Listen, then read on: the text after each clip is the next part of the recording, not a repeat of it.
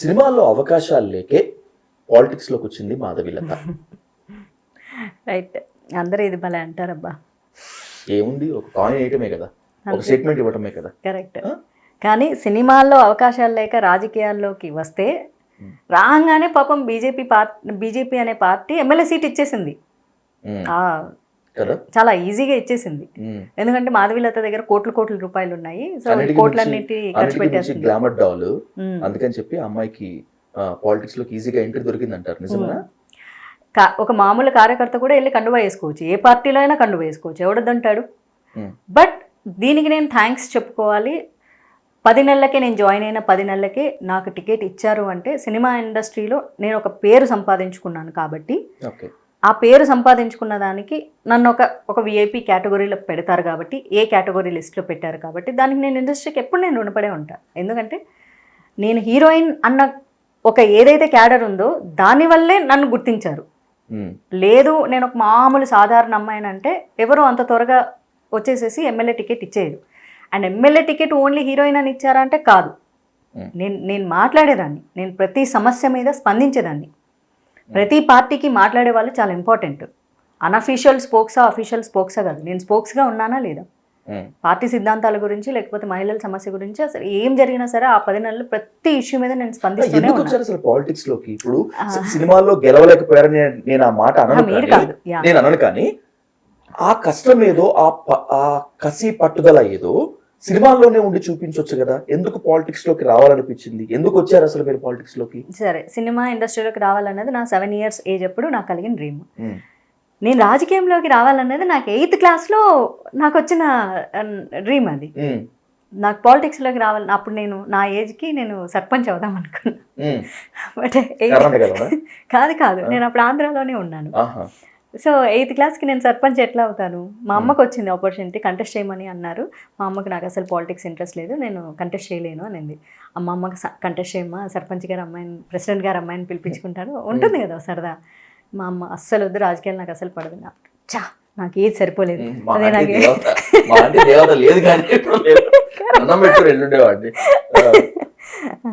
లేదంటే పాప మా అమ్మ ఎక్కడికి వెళ్ళిపోయింది అనుకుంటా, షాపింగ్కి వెళ్ళింది.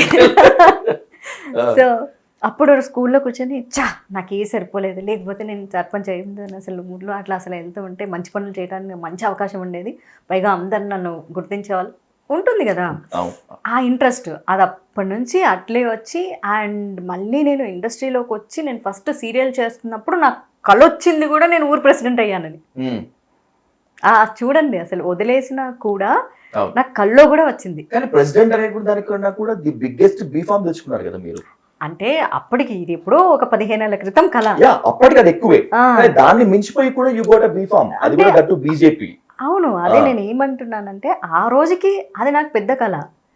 తర్వాత అది కళ వచ్చింది నాకు నిద్రపోతుంటే, నేనేం చేయను. దాని తర్వాత చూస్తూ ఎప్పుడో ఒకసారి రావాలని 2009లో లోక్ సత్తా పార్టీగా అవతరించింది. వాళ్ళు కంటెస్ట్ చేశారు. ఆ టైంలో నేను లోక్ సత్తాలో జాయిన్ అవ్వాలనుకున్నాను. అప్పుడు ఇంకా స్నేహితుడు చేశాను నేను. బట్ ఇప్పుడే కదా నేను హీరోయిన్ అయ్యాను, ఇప్పుడే నా కెరీర్ స్టార్ట్ చేశా, నేను ఎంత నా చిన్నప్పటి కళ ఇటా అటా అనుకున్నప్పుడు ఫస్ట్ కొంచెం మూవీస్ చేసుకుందాము, తర్వాత వెళ్దాము పాలిటిక్స్కి, ఏ ఏజ్ అయినా వెళ్ళిపోవచ్చు కానీ సినిమాలకు అనేది ఒక సర్టన్ ఏజ్ ఉంటుంది కదా అని లోక్ సత్తాకు ఓటేయడానికి ఆ క్రమంలో ఎంతో ట్రై చేస్తే అసలు లిస్ట్లో నా పేరు తీసేశారు. ఆ సమయంలో కొత్త ఓటర్ల పేర్లన్నీ చాలామంది తీసేశారు. ఆల్రెడీ కొంతమంది లాయర్లవి, జడ్జిలవి కూడా అసలు ఓటేయకుండా లిస్ట్ తీసేశారని నా తర్వాత న్యూస్లో వచ్చింది. చాలామంది ఓటర్లని తొలగించారంట. సో అప్పుడు ఓటేయడానికి కుదరలే. అప్పుడు నేను చాలా హర్ట్ అయ్యి, అప్పుడు మొదటిసారిగా తెలుసుకున్నాను నేను ఎందుకు ఓటేయకపోయినా, నేను ఎందుకు నా దాంట్లో అసలు లిస్ట్లో నా పేరు లేదు అని. 3 బూత్స్ తిరిగితే ఎక్కడా కూడా నా పేరు లేదు. అప్పుడు మొదటిసారిగా నేను అసలు ఏంటి ఓటింగ్ సిస్టమ్, ఎందుకు పేరు లేదు, నా దగ్గర ఓటర్ కార్డు ఉండి ఎందుకు లేదు, ఎందుకు నాకు స్లిప్ ఇవ్వలేదు, అప్పుడు స్టార్ట్ చేశా. 2014లో జాయిన్ అవ్వడానికి ప్రయత్నం చేశా. ఎందుకు మరి సందర్భం కలిసి రాలేదు. మేబీ దేనికైనా సమయం సందర్భం రావాలంటారు కదా. ఐ ట్రైడ్ ఇన్ 2014, వర్కౌట్ అవ్వలేదు. 2018లో లైక్ నా ఫ్రెండ్ ఈజ్ ఆస్ట్రాలజర్, నేను చెప్పాను నాకు పాలిటిక్స్లో జాయిన్ అవ్వాలనిపిస్తుంది అంటే అర్జెంట్కి వెళ్ళి జాయిన్ అయిపో అన్నాడు. నాకు వర్కౌట్ అవుతుందంటే అవుతుంది, but you can't be a public leader, but నీకు ఎనీ నామినేటెడ్ అయితే నీకు సెట్ అవుతుంది అన్నాడు. అంతే. సో ఆ ప్రాసెస్లోనే 2018లో నేను జాయిన్ అయ్యాను. మీరు ఎంచుకున్న పార్టీ సరైనటువంటిది కాదా, లేకపోతే పార్టీ సరైనటువంటిది అయినప్పటికీ కూడా మిమ్మల్ని వినియోగించుకోవాల్సినటువంటి రీతిలో వినియోగించుకోలేదు? ఆన్సర్లన్నీ మీరే చెప్పేస్తుంటే క్వశ్చన్ రూపంలో అంటే నేను ఏం ఇక్కడ రెండు ఉంటాయి. చెప్పను. ఇక్కడ మీరు కంటెస్ట్ చేసిందేమో ఏపీలో గుంటూరు వెస్ట్ నుంచి, అవును. అండ్ మీరు తెలంగాణలో ఉన్నారు, తెలంగాణలో సమస్యలపై కూడా స్పందించారు. అటు ఏపీ కాకపోయినప్పటికీ తెలంగాణ బీజేపీ అయినా కూడా మీరు యూజ్ చేసుకొని ఉండాల్సింది, మిమ్మల్ని యూజ్ చేసుకొని ఉండాల్సింది. యూజ్ అనే ఈ పదం వేరే వెళ్తాయి. పోతుందేమో కానీ, బట్ ఒక mouthpiece, the best mouthpiece అయ్యి ఉండేవాళ్ళు. బట్ ఏంటి, ఎక్కడ తేడా కొట్టింది? ఎందుకు వాళ్ళ ప్రియారిటైజ్ లో మీరు లేకుండా పోయారు? వెల్, మా అమ్మ నాన్న ఆంధ్రప్రదేశ్ వాళ్ళు కాబట్టి నన్ను ఆంధ్రప్రదేశ్ అమ్మాయిగానే కన్సిడర్ చేస్తారు. హైదరాబాద్లో ఉంటాను కాబట్టి నన్ను సెటిలరే అంటారు డెఫినెట్లీ. కానీ నేను జాయిన్ అయ్యింది తెలంగాణ బీజేపీలోనే. ఎందుకంటే నేను హైదరాబాద్లో ఉంటాను కాబట్టి నాకు ఇదే కంఫర్ట్ కదా. అవును. నేను ఇక్కడ పార్టీ ఆఫీస్కి వెళ్ళాలన్నా, నాకు ఇక్కడ కమ్యూనికేషన్ అన్నా, కాంటాక్ట్స్ అయినా నాకు ఇక్కడే ఈజీ కాబట్టి నేను ఇక్కడే జాయిన్ అయ్యా, ఇక్కడే వర్క్ చేస్తూ ఉన్నా. బట్ ఆంధ్రాలో ఆ సమయంలో గర్గర్కా బీజేపీ అనే కార్యక్రమం జరిగింది. సో దానికి నన్ను మేబీ కైండ్ ఆఫ్ స్టార్ క్యాంపెయినర్గా పిలిచారు. నాట్ ఫర్ మనీ, పార్టీ అమ్మాయి అనే పిలిచారు. డబ్బులు తీసుకోవాలి అన్న నాలెడ్జ్గా నన్ను చాలా మంది అడిగారు. డబ్బులు తీసుకున్నాక డబ్బులు కూడా తీసుకుంటారు సొంత పార్టీలో అని కూడా అడిగాను. ఎందుకు తీసుకోరు? తీసుకుంటారు, చాలా మంది తీసుకుంటారు. నువ్వు పార్టీ అమ్మాయి అయినప్పటికీ నన్ను సెలబ్రిటీగా స్టార్ క్యాంపెయినర్గా పిలిచారు కదా నిన్ను, so you need to charge money అంటే, ఓహో దీంతో ఇన్ని కూడా ఉన్నాయా, మనకు అన్ని తెలియవు. పార్టీనే కదా, ఓకే ఫైన్ నేను చేస్తాను అన్నాను.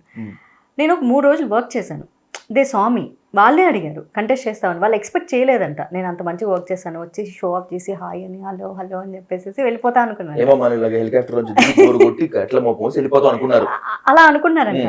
నేను ఇంటింటికి వెళ్ళి ఆ పేపర్ ఇచ్చేసి, మీకు తెలుసా అసలు ఏమేమి చేశారో తెలుసా, మోడీ గారు ఇచ్చేసారంటే, మీరు అలా ఇంటింటికి చెప్పుకుంటే టైం పడుతుందండి, అట్లా కాదు, మరి అందరికి ఇట్లా పాంప్లెట్స్ ఇచ్చేసి వెళ్ళిపోవాలంటే I told them, so pamphlets ఇచ్చి వెళ్ళిపోతే తీసుకెళ్ళి పక్కన పడేస్తారు, లేకపోతే కొట్లో వేస్తే పప్పులు కట్టిచ్చేస్తారు. అది కాదు, చదువు రాని వాళ్ళకి మనం ఎక్స్ప్లెయిన్ చేయాలి, చదువు వచ్చిన వాళ్ళకి ఇది చదవండి అని చెప్పి ఇవ్వాలి. 100 మందికి ఇచ్చినా కనీసం 100 మందికి నేను చెప్పిన మాటలు ఇంజెక్ట్ అవుతాయి కదా, అది మన పర్పస్. గర్గర్కా బీజేపీ అంటే స్లిప్ ఇచ్చేసి రావడం కాదు. So they got impressed. అలా నేను చాలా ఆంధ్రాలో రకరకాల ప్లేసులకి వెళ్ళడం జరిగింది. అండ్ వాళ్ళు అడగడం జరిగింది కంటెస్ట్ చేస్తావా అని. నా దగ్గర అయితే డబ్బులు లేవు, మీరు ఇస్తే నేను కంటెస్ట్ చేస్తా, పని చేయడానికి నేను రెడీ ఉన్నాను and they gave me. 2 states గా మాట్లాడుకుందాం. ఫస్ట్ తెలంగాణ గురించి మాట్లాడుకుందాం. మీరు చెప్పినట్లుగానే you joined at Telangana BJP. ఖచ్చితంగా మీకు స్పోక్స్ పర్సన్ ఇస్తా అని చెప్పి అనుకున్నారు. బికాస్ ఎందుకంటే తెలంగాణ ఉమెన్ బీజేపీ లీడర్స్ ని we can count them on the fingers. మాట్లాడే వాళ్ళు లేరు, కాస్త సెలబ్రిటీ స్టేటస్ ఉన్నటువంటి వాళ్ళు లేరు, తయారు చేసుకోవాలనుకున్నా కూడా కొత్త వాళ్ళు లేరు. అయినప్పటికీ కూడా తెలంగాణ బీజేపీలో you didn't play active role. మీలో లోపం ఉందా, వాళ్ళ లోపం ఉందా? నాకు వచ్చిన పని మాట్లాడడం. ఎందుకంటే అదే గుర్రం పని గుర్రం చేయాలి, గాడిద పని గాడిద చేయాలి, మాధవీలత చేసే పని మాధవీలత చేయాలి. నేను వెళ్ళిపోయి ఫీల్డ్ వర్క్ చేయలేను. నేను కేపబుల్ స్పోక్స్ అడ్మినిస్ట్రేషన్ నాకున్నవి అవే. ప్రతి మనిషికి కొన్ని టాలెంట్స్ ఉంటాయి, అన్ని పనులు నేను చేయలేను. నేను వెళ్ళి కార్యకర్తలాగా కష్టపడాలి బూత్ లెవెల్ కంటే అది నాకు చేత కాదు. అది చేతనైన వాళ్ళు చేస్తేనే అది వాళ్ళకి వర్కౌట్ అవుతుంది. ఎవరి పని వాళ్ళే చేయాలి, అప్పుడే ఆ శ్రమకి తగ్గ ప్రతిఫలం వస్తుంది. నాకు వచ్చింది మాట్లాడడం. నేను కంటిన్యూగా 3.5 సంవత్సరాలు ఆంధ్రాకి తెలంగాణకి అన్అఫీషియల్ స్పోక్స్గా కూడా ఉన్నా. చాలామంది మీడియా వాళ్ళు నేను స్పోక్స్ అనుకొని మాధవీలత బీజేపీ అధికార ప్రతినిధి అని కూడా వేస్తే, నూనె అలా వేయకూడదు, తప్పు, పార్టీలో పోస్ట్ వేయకుండా నాకు అలా వేయొద్దని అని చెప్పి నేను తీయించేశాను కూడా. బట్ ఇక్కడ పార్టీ వినియోగించుకోలేదా, నేను వినియోగించుకోలేదా అంటే పార్టీ వినియోగించుకోలేదనే నేను చెప్తా. బట్ రీసెంట్గా చాలా మంది చెప్పారు, నువ్వు బీజేపీ అమ్మాయి అయింది, సో అసలు అలా మాట్లాడకూడదు, తప్పు, బీజేపీకి నువ్వు ఏం చేసినా ఫేవర్గానే మాట్లాడాలి, పార్టీ ఆ తప్పు చేసింది ఈ తప్పు చేసింది ఇలాంటి మాటలన్నీ మాట్లాడకూడదు అని. నేను పార్టీ తప్పు చేసింది, సిద్ధాంతాలు తప్పు చేసింది అన్న. ఇక్కడ ఉన్నటువంటి లోకల్ నాయకత్వం గురించి మాట్లాడుతున్నా, లోకల్ లీడర్స్. మోడీ గారు వచ్చి దీని గురించి మాట్లాడరు, లేకపోతే దీని ఫౌండర్స్ వచ్చి, లేకపోతే ఆ వ్యవస్థని రన్ చేస్తున్న వాళ్ళకి ఆంధ్రప్రదేశ్లో తెలంగాణలో ఏం జరుగుతుందో వాళ్ళకి తెలియదు. ఇక్కడ లోకల్గా మన తెలంగాణ వాళ్ళకు ఏం తెలుసు అన్నందుకే తెలంగాణ వాళ్ళని పెడతారు. ఇక్కడ ఆంధ్ర వాళ్ళకి ఏం తెలుసు అన్నందుకు ఆంధ్ర వాళ్ళని పెడతారు. ఢిల్లీ నుంచి తీసుకొచ్చి ఆంధ్రాలో తెలంగాణలో పెట్టారు కదా. సో ఇక్కడి వాళ్ళు, అరే మనకు తెలిసిన వాళ్ళు ఎవరు, వీళ్ళు సినిమా వాళ్ళు వచ్చారా, వీళ్ళు 4 రోజులు పనిచేసి వెళ్ళిపోతున్నారా, లేకపోతే పార్టీకి డెడికేటెడ్ అయి ఉన్నారా అని. ఎందుకంటే నేను గుంటూరులో కంటెస్ట్ చేసినప్పుడు వచ్చి వెళ్ళిపోతుందని అనుకున్నారు ఆనెస్ట్లీ. సో నాకు అక్కడ సపోర్ట్ దొరకలేదు.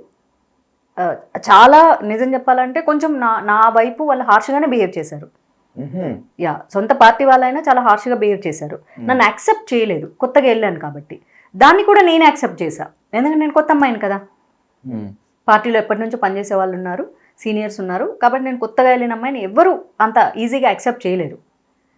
నేను అలా వచ్చేసి చెయ్యి ఊపేసేసి ఎలక్షన్లలో తిరిగేసేసి వెళ్ళిపోతా అనుకున్నారు. బట్ లేటర్ ఆన్ దే స్వామి నేను సిద్ధాంతాల గురించి మాట్లాడడం, ఆ తర్వాత ఆఫ్టర్ 6 months ఎలక్షన్స్ అయిన 6 months నుంచి అందరు నాకు టచ్లోకి వచ్చేసారు, బాగానే మాట్లాడడం స్టార్ట్ చేశారు. బికాజ్ వాళ్ళు చూసారు, అర్థం చేసుకున్నారు. దేనికన్నా సమయం పడుతుంది కదా అర్థం చేసుకోవడానికి.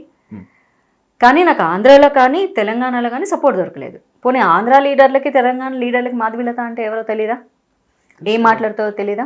చాలా బాగా తెలుసు వాళ్ళకి. సోషల్ మీడియా తెలుసు, డైరెక్ట్గా కూడా తెలుసు అందరికి. వెళ్తే బాగానే మాట్లాడతారు. బట్ ఏదైనా పదవి ఇవ్వాలి అంటేనే వాళ్ళు ఆలోచన చేస్తారు. ఆంధ్రాలో ఇంకా నేను పదవి అడగలేదు, ఎందుకంటే ఆ మూమెంట్లో ఎలక్షన్ తర్వాత కూడా నేను 2-3 months నేను గుంటూరుకి ట్రావెల్ చేశా. బట్ నేను అక్కడికి రావటం కొంతమందికి ఇష్టం లేక ఒక కైండ్ ఆఫ్ ఇన్సల్ట్ కానీ ఇన్సల్ట్ అయితే చేశారు. అంటే నేను అక్కడికి రాకూడదు అని వాళ్ళు ఫిక్స్ అయ్యారు. అది మనకు తెలిసిపోతుంది. మన ట్రీట్మెంట్ మిస్ట్రీట్ చేయకపోయినా సరే ఆ రెస్పెక్ట్ మనకు లోపిస్తుంది. ఇగ్నోరెన్స్, పర్ఫెక్ట్గా చెప్పాలంటే ఇగ్నోర్ చేశారు నన్ను. సో అంటే అందరు లీడర్స్ని ఒకసారి ఒక మీటింగ్ పెట్టడం జరిగింది. ఇది బయట ఎప్పుడు చెప్పలేదు. అందరు కంటెస్టెడ్ లీడర్స్కి మీటింగ్ పెట్టడం జరిగింది. ఎక్సెప్ట్ మాధవీలత అందరు స్టేజ్ మీద ఉన్నారు, ఎమ్మెల్యే క్యాండిడేట్లు. ఆ ప్రోగ్రామ్ లో మీరు ఉన్నారా? Yes, I was in the front row, కింద కూర్చున్న వాళ్ళల్లో. Except Madhavi Latha, all contested leaders on the stage. Politics లో కాస్టింగ్ కౌచ్ కి లొంగిపోలేదు కాబట్టి ఇది అనుకోవచ్చు. నో, ఆ ఇష్యూ కాదు అసలు. ఎందుకంటే మేబీ నేను పాలిటిక్స్లో జాయిన్ అయ్యే ముందే నా వాయిస్ చాలా స్ట్రాంగ్గా రైజ్ చేశాను కాబట్టి టిల్ డేట్ నేను పార్టీలో జాయిన్ అయ్యి 6 years అయినా సరే ఏ ఒక్క రోజు కూడా నన్ను ఇంకొక రకంగా పిలవడం కానీ బిహేవ్ చేయడం కానీ నా దగ్గర చేయలేదు. చేస్తే నేను 100% చెప్తా. సినిమా ఇండస్ట్రీ గురించి చెప్పినప్పుడు నాకు పాలిటిక్స్ అంటే కూడా అంతే ఇష్టం అన్నప్పుడు మా వాళ్ళని ఎందుకు వెనకేసుకొస్తా? సినిమా కూడా నాదే అయినప్పుడు పాలిటిక్స్ కూడా నాదే కదా. ఎవ్వరూ రాంగ్గా మాట్లాడలేదు. మేబీ ఏమో వాళ్ళకి అక్కడ నేను ఉండకూడదు అనుకున్నారేమో, వాళ్ళు వేరే లీడర్స్ని అక్కడ మళ్ళీ పెట్టుకోవాలనుకున్నారేమో ఆ గుంటూరు వెస్ట్కి సంబంధించి. ఏపీలో బీజేపీ అధ్యక్షురాలుగా పురంధరేశ్వరి గారు చార్జ్ తీసుకున్నప్పటి నుంచి ఖచ్చితంగా ఉమెన్ ఎంపవర్మెంట్ ఉంటుంది. ఎందుకంటే మోదీ నుంచి సాధారణ బీజేపీ కార్యకర్త వరకు ఉమెన్ ఎంపవర్మెంట్ గురించి మాట్లాడతారు కాబట్టి ఏపీలో ఉమెన్ కి బీజేపీలో ప్రిఫరెన్స్ దక్కుతుంది అని చెప్పి అనుకున్నారు. మీరు కూడా ఒక మంచి కీ రోల్లోకి వస్తారని చెప్పి అందరూ ఊహించారు, రావాలని కూడా కోరుకున్నారు. But the expectations was completely ruined. అసలు మీరు బీజేపీతో ఉన్నారో లేదో అనేటువంటి స్థితికి తీసుకొచ్చింది. What's that holding back? నాయకత్వ లోపమా, లేకపోతే మీరు వెళ్ళి అడగటం, మీలాగే ఇంకొకళ్ళు వెళ్ళి అడగలేకపోవడం లోపమా? అంటే ఇప్పుడు మా పార్టీ గురించి మేము చెప్పుకుంటే బాగోదు, కానీ ఎవరైనా కొత్త ప్రెసిడెంట్ పెట్టినప్పుడు వాళ్ళ హవా వాళ్ళే క్రియేట్ చేసుకోవాలి. ఎవరో వచ్చి పంకాలు ఊపరు మనకు. సో ఇందాక మనం క్యాజువల్గా మాట్లాడుకున్నప్పుడు తమిళనాడులో అన్నామలై అనే వ్యక్తిని అక్కడ పోస్ట్ చేసినప్పుడు ప్రెసిడెంట్గా మోడీ వచ్చి ఇదిగో ఇతను అన్నామలై, మీరు ఇతని గురించి తెలుసుకోండి అని చెప్పలేదు. అతని హవా అతన్ని క్రియేట్ చేసుకున్నాడు. అతను మాట్లాడే విధానము, చెప్పే విధానము, అసలు ఒక జాతీయ పార్టీని తమిళనాడులో ఇంత స్థాయికి, అసలు తమిళనాడులో బీజేపీ ఉందా అనుకునే స్థాయి నుంచి తమిళనాడు బీజేపీ లీడర్ అంటే ఇలా ఉండాలి అనే స్టేజ్కి ఎప్పుడు అవి మాటల ద్వారానే ఉంటాయి. ఎందుకంటే అధికారంలో లేనప్పుడు అపోజిషన్ పార్టీ వాళ్ళ మీద చేసే కౌంటర్లు చాలా స్ట్రాంగ్గా ఉండాలి. ఎట్ ద సేమ్ టైం అది విత్ ప్రూఫ్లతో ఉండాలి. ఊరికే ఏదో అలిగేషన్స్ చేయకూడదు. ఆయనకు కలిసి వచ్చింది ఏంటంటే being an IAS officer, so తనకు ఒక హోల్డ్ ఉంది. ఒక క్రైమ్ ఒక ఫైల్ తీసుకున్నాడంటే దాని మీద అన్ని డీటెయిల్స్ తను తీసుకోగలడు. అలాగే ప్రతి స్టేట్ ప్రెసిడెంట్ కూడా తెచ్చుకోగలడు. బికాస్ ఆ కేపబిలిటీ ఉంటుంది వాళ్ళకి, సోర్సెస్ ఉంటాయి కదా. అన్ని సోర్సెస్ని ఉపయోగించుకొని వాళ్ళు ఏదైనా అలిగేషన్స్ చేసేటప్పుడా లేకపోతే నిజంగా ఒక కంప్లైంట్ ఫైల్ ఇచ్చేటప్పుడు విత్ ప్రూఫ్లతో సబ్మిట్ చేయొచ్చు, మాట్లాడొచ్చు. అలాగే అసలు సెంట్రల్ గవర్నమెంట్ స్టేట్స్కి ఏమి ఇస్తుందని కూడా చాలా స్ట్రాంగ్గా చెప్పొచ్చు. లేదు ఇగో ఇక్కడ బీఆర్ఎస్ గవర్నమెంట్ ఇది అబద్ధాలు చెప్తుంది, మేము ఇది సంథింగ్ మేము పీకిఫై చేసినామని ఇక్కడ తెలంగాణ బీజేపీయన్స్ చెప్పాలి. అలాగే ఆంధ్రాలో ఇగో జగన్ ఇచ్చే ప్రతి స్కీమ్లో సెంట్రల్ గవర్నమెంట్ ఇస్తుంది, కానీ వీళ్ళు ఒక చిన్న స్టార్ మార్క్ పెట్టి ఇక్కడ వేస్తున్నారు చూడండి, ఇది హైలైట్ చేయాలని చెప్పి హైలైట్ పాయింట్స్ వీళ్ళు మాట్లాడాలి. The keep on talking. అసలు 0 seats ఉన్న ఆంధ్రప్రదేశ్లో, అట్లీస్ట్ తెలంగాణలో సీట్స్ ఉన్నాయి, 0 seats ఉన్న ఆంధ్రప్రదేశ్లో ప్రజల్లో చైతన్యం తీసుకురావాల్సింది మాటల ద్వారానే, వేరే సోర్స్ ఏం లేదు ఇంకా వాళ్ళకి. ఈ పాదయాత్రలు ఇవన్నీ సోది అవన్నీ వచ్చారు, బట్ అంతే. స్టిల్ ఏదో చేస్తూ ఉంటారు. అసలు బీజేపీ అనేది అసలు బాగా బీజేపీని హేట్ చేసే కమ్యూనిస్ట్ పార్టీ అయినా కాంగ్రెస్ పార్టీ అయినా 360 days వర్క్ చేసే పార్టీ ఏంటంటే బీజేపీ అనే చెప్తారు. ఎలక్షన్ ముందు ఏదో వచ్చేసి పనిచేసే పార్టీ కాదు. ఆదివారం కూడా ఏదో చేస్తారు, ఆదివారం కూడా మీటింగ్లు పెట్టుకుంటుంటారు, ఏదో చేస్తూ ఉంటారు, తిరుగుతుంటారు, ఇంటింటికి వెళ్తుంటారు, ఏవో ప్రోగ్రామ్స్ చేస్తూ ఉంటారు. వాటిని హైలైట్ చేసుకునే బాధ్యత ఎవరిది? మబ్బుగా ఎవరు సోషల్ మీడియాలో అసలు ఫాలోవర్స్ లేని సోషల్ మీడియాలో పెట్టేసుకుంటే ఎవరికి తెలుస్తుంది? And world's richest party BJP. ఆ స్టేట్కి ఒక ఫండ్ వచ్చినప్పుడు దాన్ని మీడియాకి కొంచెం ఖర్చు పెట్టాలా? అవును. మీడియాకి ఎందుకు ఖర్చు పెట్టాలంటే తప్పదు, ఖర్చు పెట్టాలి. అధికారంలో ఉన్న పార్టీని మీడియా చూపిస్తుంది, కానీ అధికారంలో లేని పార్టీని, అసలు 0 seats ఉన్న పార్టీ గురించి ఎందుకు మాట్లాడుతుంది మీడియా? సో మీడియాకి అట్లీస్ట్ నీడ్ఫుల్ ఛార్జెస్ అన్నా ఇచ్చేసేసి, ఇదిగో మేము సంథింగ్ చేస్తున్నాము ప్రజెంట్ చేయండి అన్నప్పుడు ఆ రిపోర్టర్స్ బాధ్యతగా వాళ్ళు ప్రజెంట్ చేస్తారు. వాళ్ళు వచ్చి రికార్డ్ చేసుకున్నప్పుడు అది ఏమీ చేయట్లేదు కదా. మేము చేస్తున్నాం 365 days వర్క్ చేస్తారు. లిటరల్లీ కుక్క చాకరీ అంటారు కదా, అదే చేస్తారు. కుక్క చాకరీ, గాడిద చాకరీ చేస్తారు బీజేపీ. పురంధరేశ్వరి గారు ఛార్జ్ తీసుకున్న తర్వాత మీరు ఎప్పుడు కలిసే ప్రయత్నం చేయలేదా, లేకపోతే వాళ్ళు మిమ్మల్ని అసలు కాంటాక్ట్ చేయలేదా? No, they never contacted me. I tried. నేను ఆవిడ పిఏకి, అంటే ఆవిడకి ఎందుకు కాల్ చేయడం ఊరికి disturbance, I got her number also, because నేను ఇంతకుముందు ఆవిడని కలిసినాను. She is very nice lady, very simple, grounded. Try చేశాను, హైదరాబాద్ వస్తే చెప్పాను నేను, బికాజ్ నేను కలవడానికి, నేను విజయవాడ వెళ్ళడం ఎందుకో somehow I'm not interested.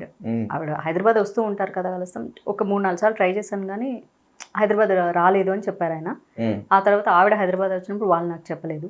So అప్పుడైతే వెళ్ళి మాట్లాడాలని అప్పుడు అనిపించింది, ఒక 2 months బ్యాక్ వరకు. సో 2 months నుంచి మళ్ళీ ఆ ఆశ కూడా సప్పబడిపోయింది.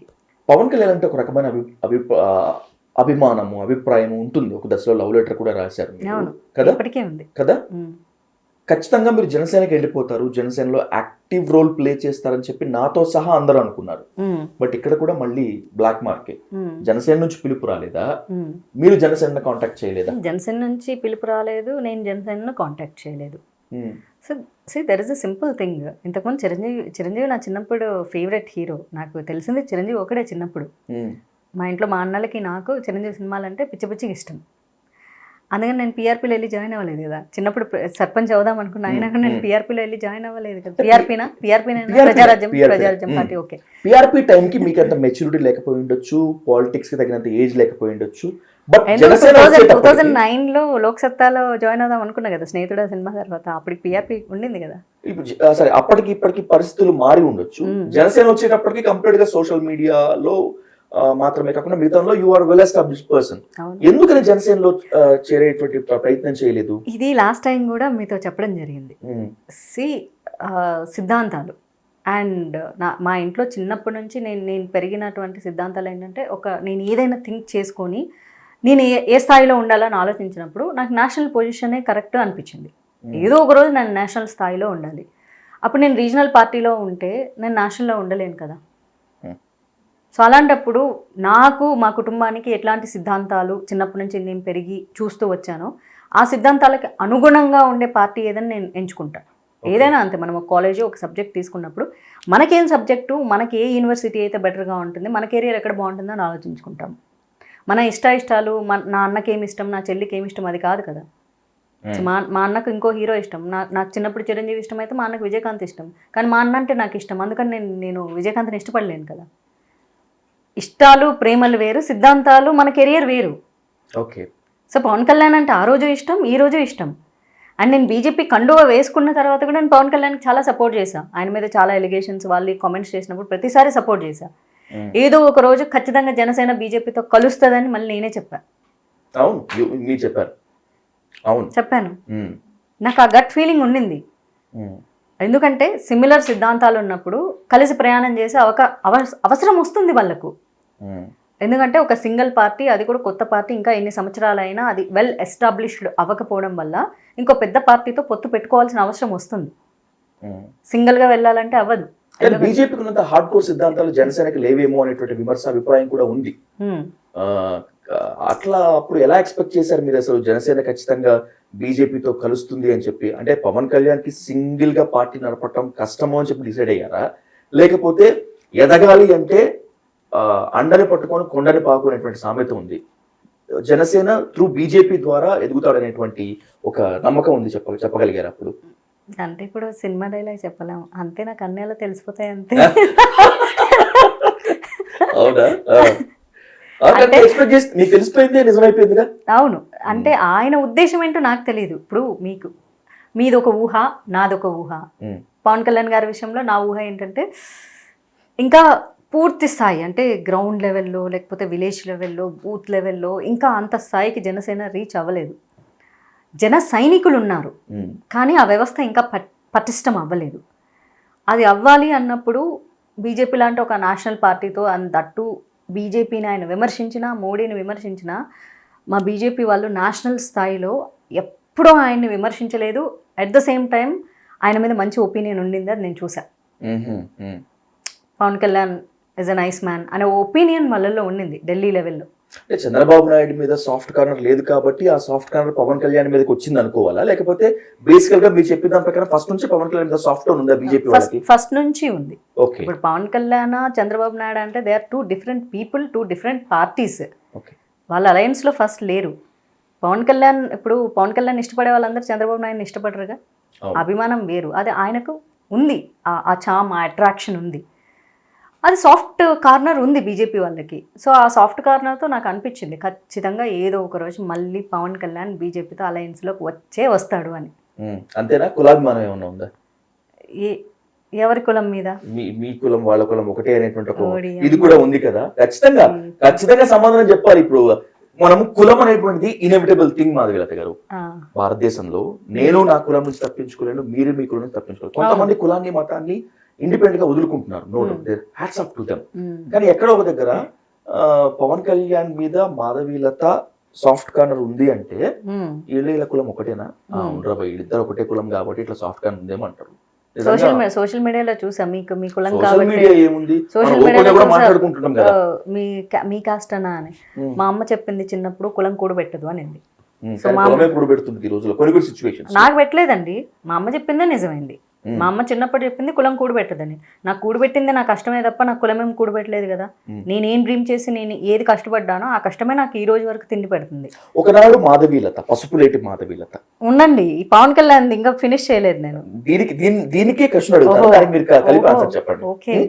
ఒకనాడు పసుపులేటి మాధవీలత, నాకు తెలిసినంత వరకు పసుపులేటి మాధవీలత కొన్నాళ్ల తర్వాత గంగా చంద్రముఖిగా మారినట్లు పసుపులేటి మాధవీలత కాస్త మాధవీలత రాయల్స్ గా రూపాంతరం చెందింది, మారిపోయింది. కులం కూడబెట్టాలనేటువంటి కుట్ర, లేకపోతే దీంట్లో ఇంకేదన్నా ఉందా? ఇంకా చెప్పాలంటే సోషల్ మీడియా భాషల్లో అడగాలంటే ఏం పీకారు? పసుపులేటి మాధవీలత నుంచి మాధవీలత రాయల్స్ గా మారిన తర్వాత ఏం సంపాదించుకున్నావు, ఏం పోగొట్టుకున్నావు అంటే ఏం చెప్తారు మీరు? గుడ్డు మీద ఈకలు వీగుతారని ఇప్పుడే అర్థమైంది స్వామి. ఈకలు వీగుతారు గ్యారంటీగా. అయ్యయ్యో, ఎంత పని జరిగిందా స్వామి. అసలు రాయల్ అనేది కాస్ట్ కి ఆపాదించుకుంటారని నేను పాలిటిక్స్ లోకి వచ్చాక తెలిసిందంటే మీరు నమ్ముతారు మీరు? నేను నమ్ముతాను. బయట నేను టు బి ఫ్రాంక్ చెప్తున్నా కదా, ఇప్పుడు మన ఇద్దరి కాన్వర్సేషన్ చూసినటువంటి ఏ వీక్షకులు కూడా ప్రేక్షకులు కూడా చచ్చినా నమ్మరు మిమ్మల్ని. ఎగ్జాక్ట్లీ నమ్మరు. నన్ను తిడుతూ చచ్చే కామెంట్ నేను నాకు అందుకే చెప్తున్నాను. రైట్. మీతో మాట్లాడినంత వరకు, మీతో డైరెక్ట్ ఇంటరాక్షన్ ఉన్నంత వరకు మీతో బలుపు, కొవ్వు, అహంకారం ఇంకా వాళ్ళ భాషలో చెప్పాలంటే ఇంకేదో. బట్ వన్స్ ఒక్కసారి మీతో మాట్లాడిన తర్వాత అది became your fan. How grateful you are అని చెప్పింది. సరే, ఇదంతా పక్కన పెట్టేస్తే రాయల్ అంటారా? రాయల్స్ అనేటువంటిది మీరు కులాన్ని తగిలించుకున్నారా, లేకపోతే నేను కూడా ఈ పలానా కులానికి చెందినటువంటి వాడిని స్పష్టంగా చెప్పదలుచుకున్నారా పొలిటికల్ గెయిన్స్ కోసం? ఆ రెండు రాంగే. మీకు తెలియని ఇంకొక చీకటి కోణం ఉంది దాని వెనకాల. కానీ ఆ చీకటి కోణంలో ఒక బంగారు ఇలా ఒక అంతఃపురం ఉంటుంది. నేను 5th క్లాస్ చదివేటప్పుడు శ్రీకృష్ణదేవరాయలు స్టోరీ లెసన్ చెప్తూ ఉన్నారు. సో మనకు లెసన్స్ చాలా వచ్చేవి, శివాజీవి అవి ఇవి. మనకు కొన్ని క్యారెక్టర్స్ బాగా ఎక్కేస్తాయి లెసన్స్ చెప్పేటప్పుడు. అలా శ్రీకృష్ణదేవరాయల క్యారెక్టర్ నాకు భలే ఎక్కింది. అనవసరంగా చంద్రముఖి అన్నానేమో, ఇప్పుడు గంగా చంద్రముఖిగా మారింది. మీరు కూర్చున్న సీటు అరుంధతి లాగే ఉంది. నేను తీసుకొని రావడం చంద్రముఖిని తీసుకొచ్చా, మళ్ళీ మీరు గతంలో పోతున్నారు. కత్తులు కటారులు రెండో కాదు, కులం వల్ల లాభపడాది కాదు, పాలిటిక్స్ కాదు. ఇది 5th క్లాస్ లో స్టోరీ. సో శ్రీకృష్ణదేవరాయలు బాగా ఎక్కేసింది అనమాట క్యారెక్టర్. అంటే గత జన్మలో శ్రీకృష్ణ వాళ్ళకి నాకు ఏదో మంచి రిలేషన్షిప్ ఉందని చెప్పేసి నాకే ఫీలింగ్ అనమాట. సో అప్పటి నుంచి I'm the princess of my own world అని రాసుకోవడం స్టార్ట్ చేశాను. నా వాట్సాప్ వచ్చిన దగ్గర నుంచి I'm the princess of my own world. నేను ప్రిన్సెస్ ఎందుకంటే నేను గత జన్మలో ప్రిన్సెస్ అని నా ఫీలింగ్. ఎగ్జాక్ట్లీ. ఇది పిచ్చి అనుకుంటారు, సరే నా పిచ్చి నాకు ఆనందం అబ్బా, ఎవరు ఆనందం వాళ్ళది. సో నేను డిగ్రీ చదివేటప్పుడు హంపీకి హిస్టరీ ప్రాజెక్ట్ వర్క్ కోసం వెళ్ళాము. సో ఈ డిగ్రీలో కులం లేదు, ఇంకొకటి లేదు, పాలిటిక్స్ లేదు, ఏం లేదండి. బళ్ళారిలో చదువుతూ ఉన్నాను. అక్కడ వెళ్ళినప్పుడు అందరికి ఇది నా శ్రీకృష్ణదేవరాయలు ఏలిన సామ్రాజ్యము, అందరూ జాగ్రత్తగా ప్రాజెక్ట్ వర్క్ చేయండి. శ్రీకృష్ణదేవరాయల తెలుసా, గత జన్మలో నా బాయ్ ఫ్రెండ్ అని చెప్పా. సరే ఓకే మేము చేస్తాంలే అని. సో ప్రాజెక్ట్ వర్క్ చేసేటప్పుడు కూడా 53 మంది అమ్మాయిలు వెళ్తే 52 మంది అమ్మాయిలకి నేను అదే డైలాగ్ కొట్టా. శ్రీకృష్ణదేవరాయలు గత జన్మలో నా బాయ్ ఫ్రెండ్, ఇదిగో ఇది నా సామ్రాజ్యమే ఒకప్పుడు, ఇప్పుడు అంతా పాడైపోయింది, అందరూ దీన్ని మొత్తం డెమాలిష్ చేసేసారు, అయినా సరే ప్రాజెక్ట్ వర్క్ బాగా చేయండి అని. అలాంటి ఫీలింగ్ వల్ల నేను చాలా సంవత్సరాల క్రితమే నా ఐడికి మాధవి పసుపులేటి రాయల్స్ అని పెట్టుకున్నాను. కానీ అందరూ చూసేది ఏంటంటే యాక్ట్రెస్ మాధవి అనే పేజే చూస్తారు, కానీ నాకు ఒక ఐడి ఉంటుంది ఫేస్బుక్లో. ఆ ఐడిలో ఎప్పటి నుంచో ఉంది. ఈ కాపు కులానికి రాయల్స్ అని పెట్టుకుంటారని నాకు పాలిటిక్స్లోకి వచ్చాక తెలిసింది. ఎందుకు పెట్టుకుంటున్నారంటే శ్రీకృష్ణదేవరాయలు మన కులమోలన. ఓహో, ఆయన క్షత్రియ కాదా?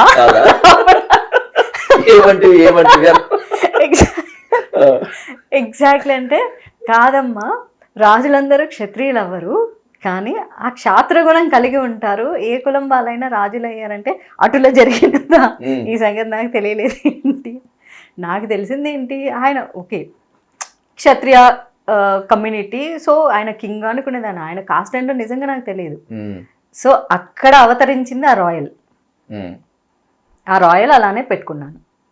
ఆ తర్వాత ఫార్చునేటో అన్ఫార్చునేటో తెలియదు, కానీ నేను అదే కమ్యూనిటీకి చెందిన అమ్మాయిని అని చెప్పేసి తర్వాత జనాలు ఇలా అన్న తర్వాత మళ్ళీ పవన్ కళ్యాణ్ కూడా సేమ్ కమ్యూనిటీ. అంటే పవన్ కళ్యాణ్ని నేను ఇష్టపడింది నాకు 16 ఏళ్ల వయసు అప్పుడు. సాధారణంగా మీకు పవన్ కళ్యాణ్ అంటే ఒక ఫీలింగ్ ఉంది, ఒక మంచి ఇంప్రెషన్ ఉంది అనుకున్నప్పుడు మాధవిలత జనసేనలో జాయిన్ అయితే బాగుంటుంది అనుకున్నారు.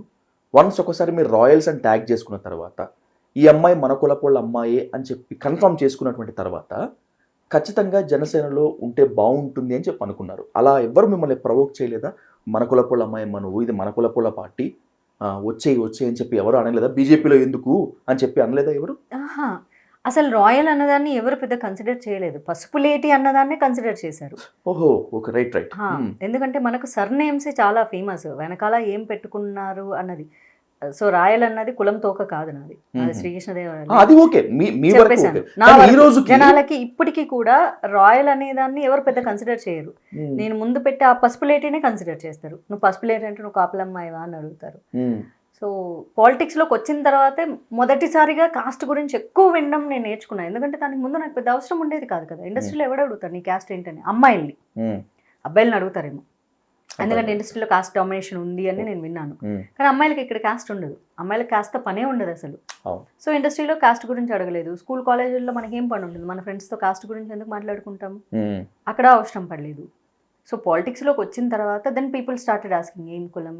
నాకు అలా అడిగే ప్రతిసారి నాకు అనీజీగా ఉంటుంది. ఎందుకంటే మా అమ్మ మా నాన్న కనుక ఇంట్లో మన కులం అసలు మనం ఇట్లా మీసాలు తిప్పి పెంచింటే బాగుండేది, కులం కూడబెట్టదు అని మా అమ్మ చెప్తూ పెంచితే ఆ కులం అనే కాన్సెప్టే నాకు ఎక్కేది కాదు. ఇంకా ఇంటర్మీడియట్లో అప్లికేషన్ మా అమ్మ ఫిలప్ చేసి ఇచ్చింది. డిగ్రీలో కాస్ట్ కాలం వదిలేసేసి మిగిలిందంతా ఫిలప్ చేస్తే ప్రిన్సిపల్ పిలిచారు, కృష్ణారెడ్డి సార్ ఆయన పేరు నాకు ఇంకా గుర్తు. కాస్ట్ కాలం ఫినిష్ చేయలేదు మాధవి అంటే, ఎందుకు ఫినిష్ చేయాలి సార్ నేను కాస్ట్ అని అడిగాను. అదేంటమ్మా అప్లికేషన్లో ఉంది కదా అంటే, సార్ ఈ కులాలే వద్దనుకుంటే ఎందుకు సార్ పెడతారంటే, అమ్మ అది గవర్నమెంట్ ఇచ్చిన అప్లికేషన్ ఫామ్ అమ్మ, నన్నేం చేయమంటావు అన్నారు. నా కులం ఏంటో మీకే తెలుసు కదా, రాసేసుకోండి అన్నాను. అంటే అన్ని నియర్ బై ఊర్లు కాబట్టి అక్కడ అందరికీ ఎగ్జాక్ట్లీ మీకు తెలుసు కదా మీరే రాసుకోండి అంటే, రాక్షసి పిల్ల అని చెప్పేసి నేను రాసుకుంటానులే అని చెప్పి అన్నారు. ఆ తర్వాత మళ్ళీ బళ్ళారిలో జాయిన్ అయినప్పుడు కూడా, అంటే అక్కడ నుంచి నేను ఆంధ్రాలో 1 year 1.5 year చేసి మళ్ళీ బళ్ళారి వెళ్ళిపోయాను. అప్పుడు కూడా కాస్ట్ కాలం నేను ఫినిష్ చేయలేదు, నా ఫ్రెండ్స్కి ఇచ్చా. నేను చెప్తా ఉంటా రాసి పెట్టండి మీరు అప్లికేషన్ అని, అంటే మాట వాడేసుకుంటాం ఫ్రెండ్స్. సో నా చేతితో నేను పలానా కాస్ట్ అని నేను రాయలేదు కమ్యూనిటీని.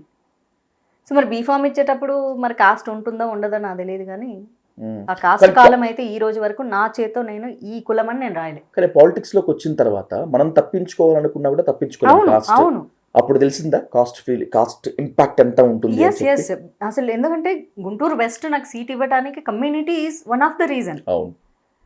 అసలు కులం నిర్మూలిస్తారు ఈ రోజు కొత్త రాజ్యాంగం రాసి అంటే మొదటి ఓటు నేనే ఇస్తాను, ఎందుకంటే నాకు ఎప్పుడు కులం కూడా పెట్టలేదు కాబట్టి. కానీ కులాభిమానంతో మా కులం అమ్మాయి అని ఎవరైనా నన్ను అభిమానిస్తే వాళ్ళ అభిమానాన్ని నేను కాదనలేను కదా. ఒక్కొక్కరు అభిమానించడానికి ఒక్కొక్క రీజన్, కొందరికి సిద్ధాంతాలు ఇష్టం ఉంటాయి, కొందరికి కులం ఇష్టం ఉంటాయి. కానీ ఆ కులం వాళ్ళ ఫీలింగ్ వల్ల నా మెంటల్ పీస్ ఏం డిస్టర్బ్ అవ్వట్లేదు. ఓకే. నేను బ్లడ్ డొనేషన్ క్యాంప్ పెట్టినప్పుడు ఒకసారి మేము కాపు కమ్యూనిటీ వాళ్ళం మేము వచ్చి మీకు బ్లడ్ ఇస్తామంటే నాకు బ్లడ్ కావాలి అంతే. నక్షత్ర ఫౌండేషన్ అంతే ఎగ్జాక్ట్లీ. ఎందుకంటే నాకు కావాల్సింది బ్లడ్, మీకు కావాల్సింది మీ కులం అమ్మాయి అనే ఫీలింగు. నా పర్పస్ నాకు సర్వైవ్ అవుతుంది కదా ఆ రోజు. నా సర్వైవల్ ఆ రోజు నాకు ఇంపార్టెంట్. మీరు ఏ రీజన్తో నన్ను అభిమానించుకోండి, అభిమానిస్తున్నారు కదా, I'm well and good. So ఈ కాస్ట్ అనేది అక్కడ నాకు సీటు నా కాస్ట్ అని ఇచ్చారని తర్వాత తెలిసింది. ఎందుకంటే అలా అక్కడ ఏదో 2-3 క్యాస్ట్లకే సో అలా ఇవ్వడం జరిగిందని నాకు తెలిసింది. పాలిటిక్స్లోకి వచ్చాక ఎక్కువ మంది పలానా క్యాస్ట్ అని అడగడం జరిగింది. పసుపులేటి అనే పేరు చూసి నువ్వు పసుపులేటి అమ్మాయివా, ఓ నువ్వు మా అమ్మాయివా అంటే అవునండి ఓకే అండి థ్యాంక్స్, ఫార్మల్ రిప్లైస్ తప్ప కాస్ట్ గురించి నేను పెద్దగా ఏం చెప్పాను. ఒక 2 సార్లు ఏమో లైక్ ఏమంటారు ఈ పెడతారు కదండి ఆ డిసెంబర్లో కార్తీక వన భోజనాలు సంథింగ్. నేను చాలా సంవత్సరాలు అవాయిడ్ చేసి ఒక 2 సంవత్సరాలు అవాయిడ్ చేయలేక, ఎందుకంటే వాళ్ళంత ప్రేమతో పిలిచినప్పుడు అప్పుడు వెళ్ళి కూడా నేను కులం గురించి నేను ఏం మాట్లాడలేదు. మీరు మాట్లాడకపోయినప్పటికీ కూడా ఒకప్పుడు అవి వన సమారాధనలు, ఇప్పుడు కుల సమారాధనలు అయ్యాయి. ఎందుకంటే నేను విలేజ్ లో ఉన్నప్పుడు ఊరంతా వన భోజనాలకు వెళ్ళేవాళ్ళు వర్షాలు పడకపోతే. ఊర్లో ఆ కులం ఈ కులం అని ఏమి ఉండేది కాదు. చెట్ల కిందకి వెళ్ళి మంచిగా వండుకొని అందరూ హ్యాపీగా తినేసి సాయంత్రం ఇంటికి వచ్చేవాళ్ళు. సో ఊర్లో ఈ కులం వల్లే రావాలని ఏం లేదు, ఊరు మొత్తం వెళ్ళిపోయేది. అండ్ వెళ్ళినప్పుడు కూడా నేను పెద్ద కులం గురించి ఏం గొప్పగా చెప్పలేదు. నేను ఒకటే చెప్పా, కులం అనేది నా పాయింట్ ఆఫ్ వ్యూలో ఒక identity. Okay. Just identity card like Aadhaar card అనుకోండి. ఆధార్ కార్డ్ రోజు మెల్ల వేసుకొని తిరగరు, అది అవసరమైన సందర్భాల్లోనే వాడతారు, అది కూడా మంచి పనికే వాడతారు, ఇష్టం వచ్చినట్లు వాడరు. సో ప్రతి కులంలాగా మన కులంలో యూనిటీ లేదని చెప్పారు. మీరు యునైట్గా ఉండండి, యూనిటీతో ఉండండి, కానీ మీ యూనిటీ ఎదుటోళ్ళని విమర్శించడానికి పనికి రాకూడదు. మీరు బాగుండాలి, మీ చుట్టుపక్కల మనలో ఎవరో ఎదగకుండా ఉండే వాళ్ళని ఎదిగేలాగా చేయండి. వాళ్ళు ఎదిగితే సమాజం బాగుంటుంది, సమాజం బాగుంటే అందరూ బాగుంటారు, ఎందుకంటే సమాజంలో అన్ని కులాల వాళ్ళు ఉంటారు కాబట్టి. ఇది ఒక్కటే చెప్పేసి వచ్చా, మీరు ఏమన్నా హేట్ చేసుకోండి అని. మీరు ఇప్పుడు బీజేపీతోనే ఉన్నారుగా. ఆరెంజ్ కరెక్టే ఒప్పుకుంటాను, కానీ ఉన్నారుగా. ఎస్, కాషాయం కమలం వదలను అని చెప్పా. నేను ఎప్పుడు ఒక మాట మీదే ఉంటాను. పార్టీలో మీకు ప్రిఫరెన్స్ కరెక్ట్ గా ఇవ్వటం లేదు, మీరు ఎవరిని అడగటం లేదు. ఇంకా ఓపెన్ గా మాట్లాడుకోవాలనుకుంటే కనుక అడగకపోయినా కొన్ని సందర్భాల్లో పార్టీకి వీళ్ళు అవసరం అనుకున్నప్పుడు వినియోగించుకోవాల్సినటువంటి బాధ్యత పార్టీ అధినాయకత్వం మీద ఉంటుంది. ఎక్కడ ఏది జరగట్లే. అటువంటప్పుడు నేను కమలాన్ని వదలను, కాషాయాన్ని వదలను అనేటువంటిది పైత్యం అంటారు కదండి. అవునా కదా? ఇప్పుడు మీరు ఎంత డెడికేషన్ అయితే ఇస్తున్నారో, మీరు ఎంత కమిట్మెంట్ అయితే చూపిస్తున్నారో, అరే నిజం కదా ఈ అమ్మాయి మన కోసం పనిచేస్తుంది కదా, ఇలాంటి అమ్మాయిని మనము ఫేస్ ఆఫ్ ద పెడితే ప్రజల్లో మంచిగా వెళ్తామనేటువంటి ఫీలింగ్ హైకమాండ్కి ఉండాలి, స్టేట్ కమాండ్కి ఉండాలి, అండ్ బై సేమ్ వే కొన్ని సందర్భాల్లో ఇనిషియేషన్ మీ వైపు నుంచి కూడా ఉండాలి.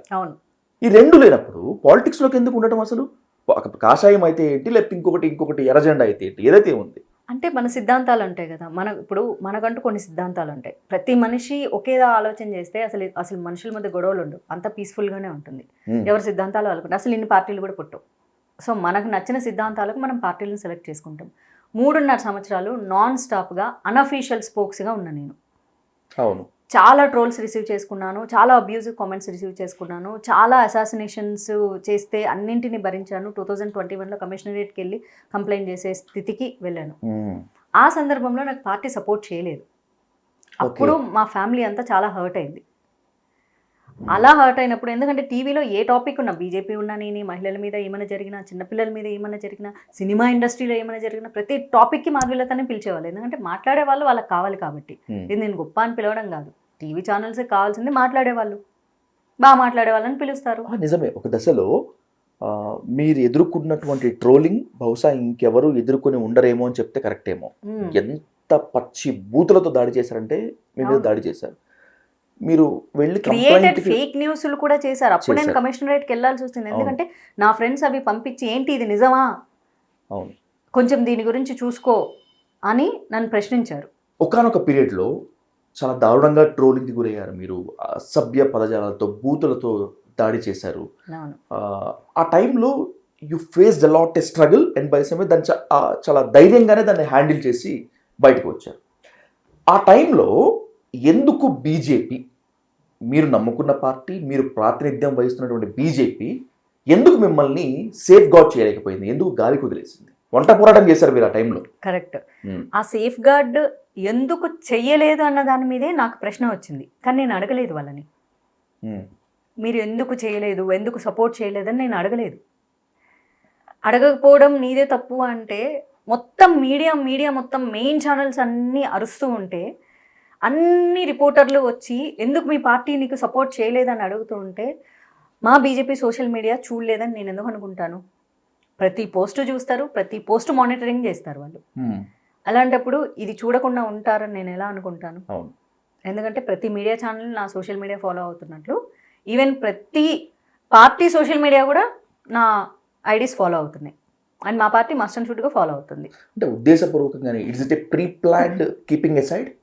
ప్రీ ప్లాన్ అంత ఉండదులేండి. నేను ఏమన్నా పెద్ద క్రిమినల్ ఏంటి నన్ను ప్రీ ప్లాన్ తీసి పక్కన పెట్టడానికి? ఇది this is not relation to criminality nature. ఈ అమ్మాయి ఎక్కడ ఎదుగుతుందేమో, ఈ అమ్మాయి ఎక్కడ స్టార్ క్యాంపెయినర్ గా మారుతుందేమో, ఎక్కడ మాధవీలతను తీసుకొచ్చి మనమే నెత్తి మీద కూర్చోబెట్టుకుంటామో, తీసుకొచ్చి కింద పడేద్దామో అనేటువంటి కుట్ర కూడా కావచ్చుగా.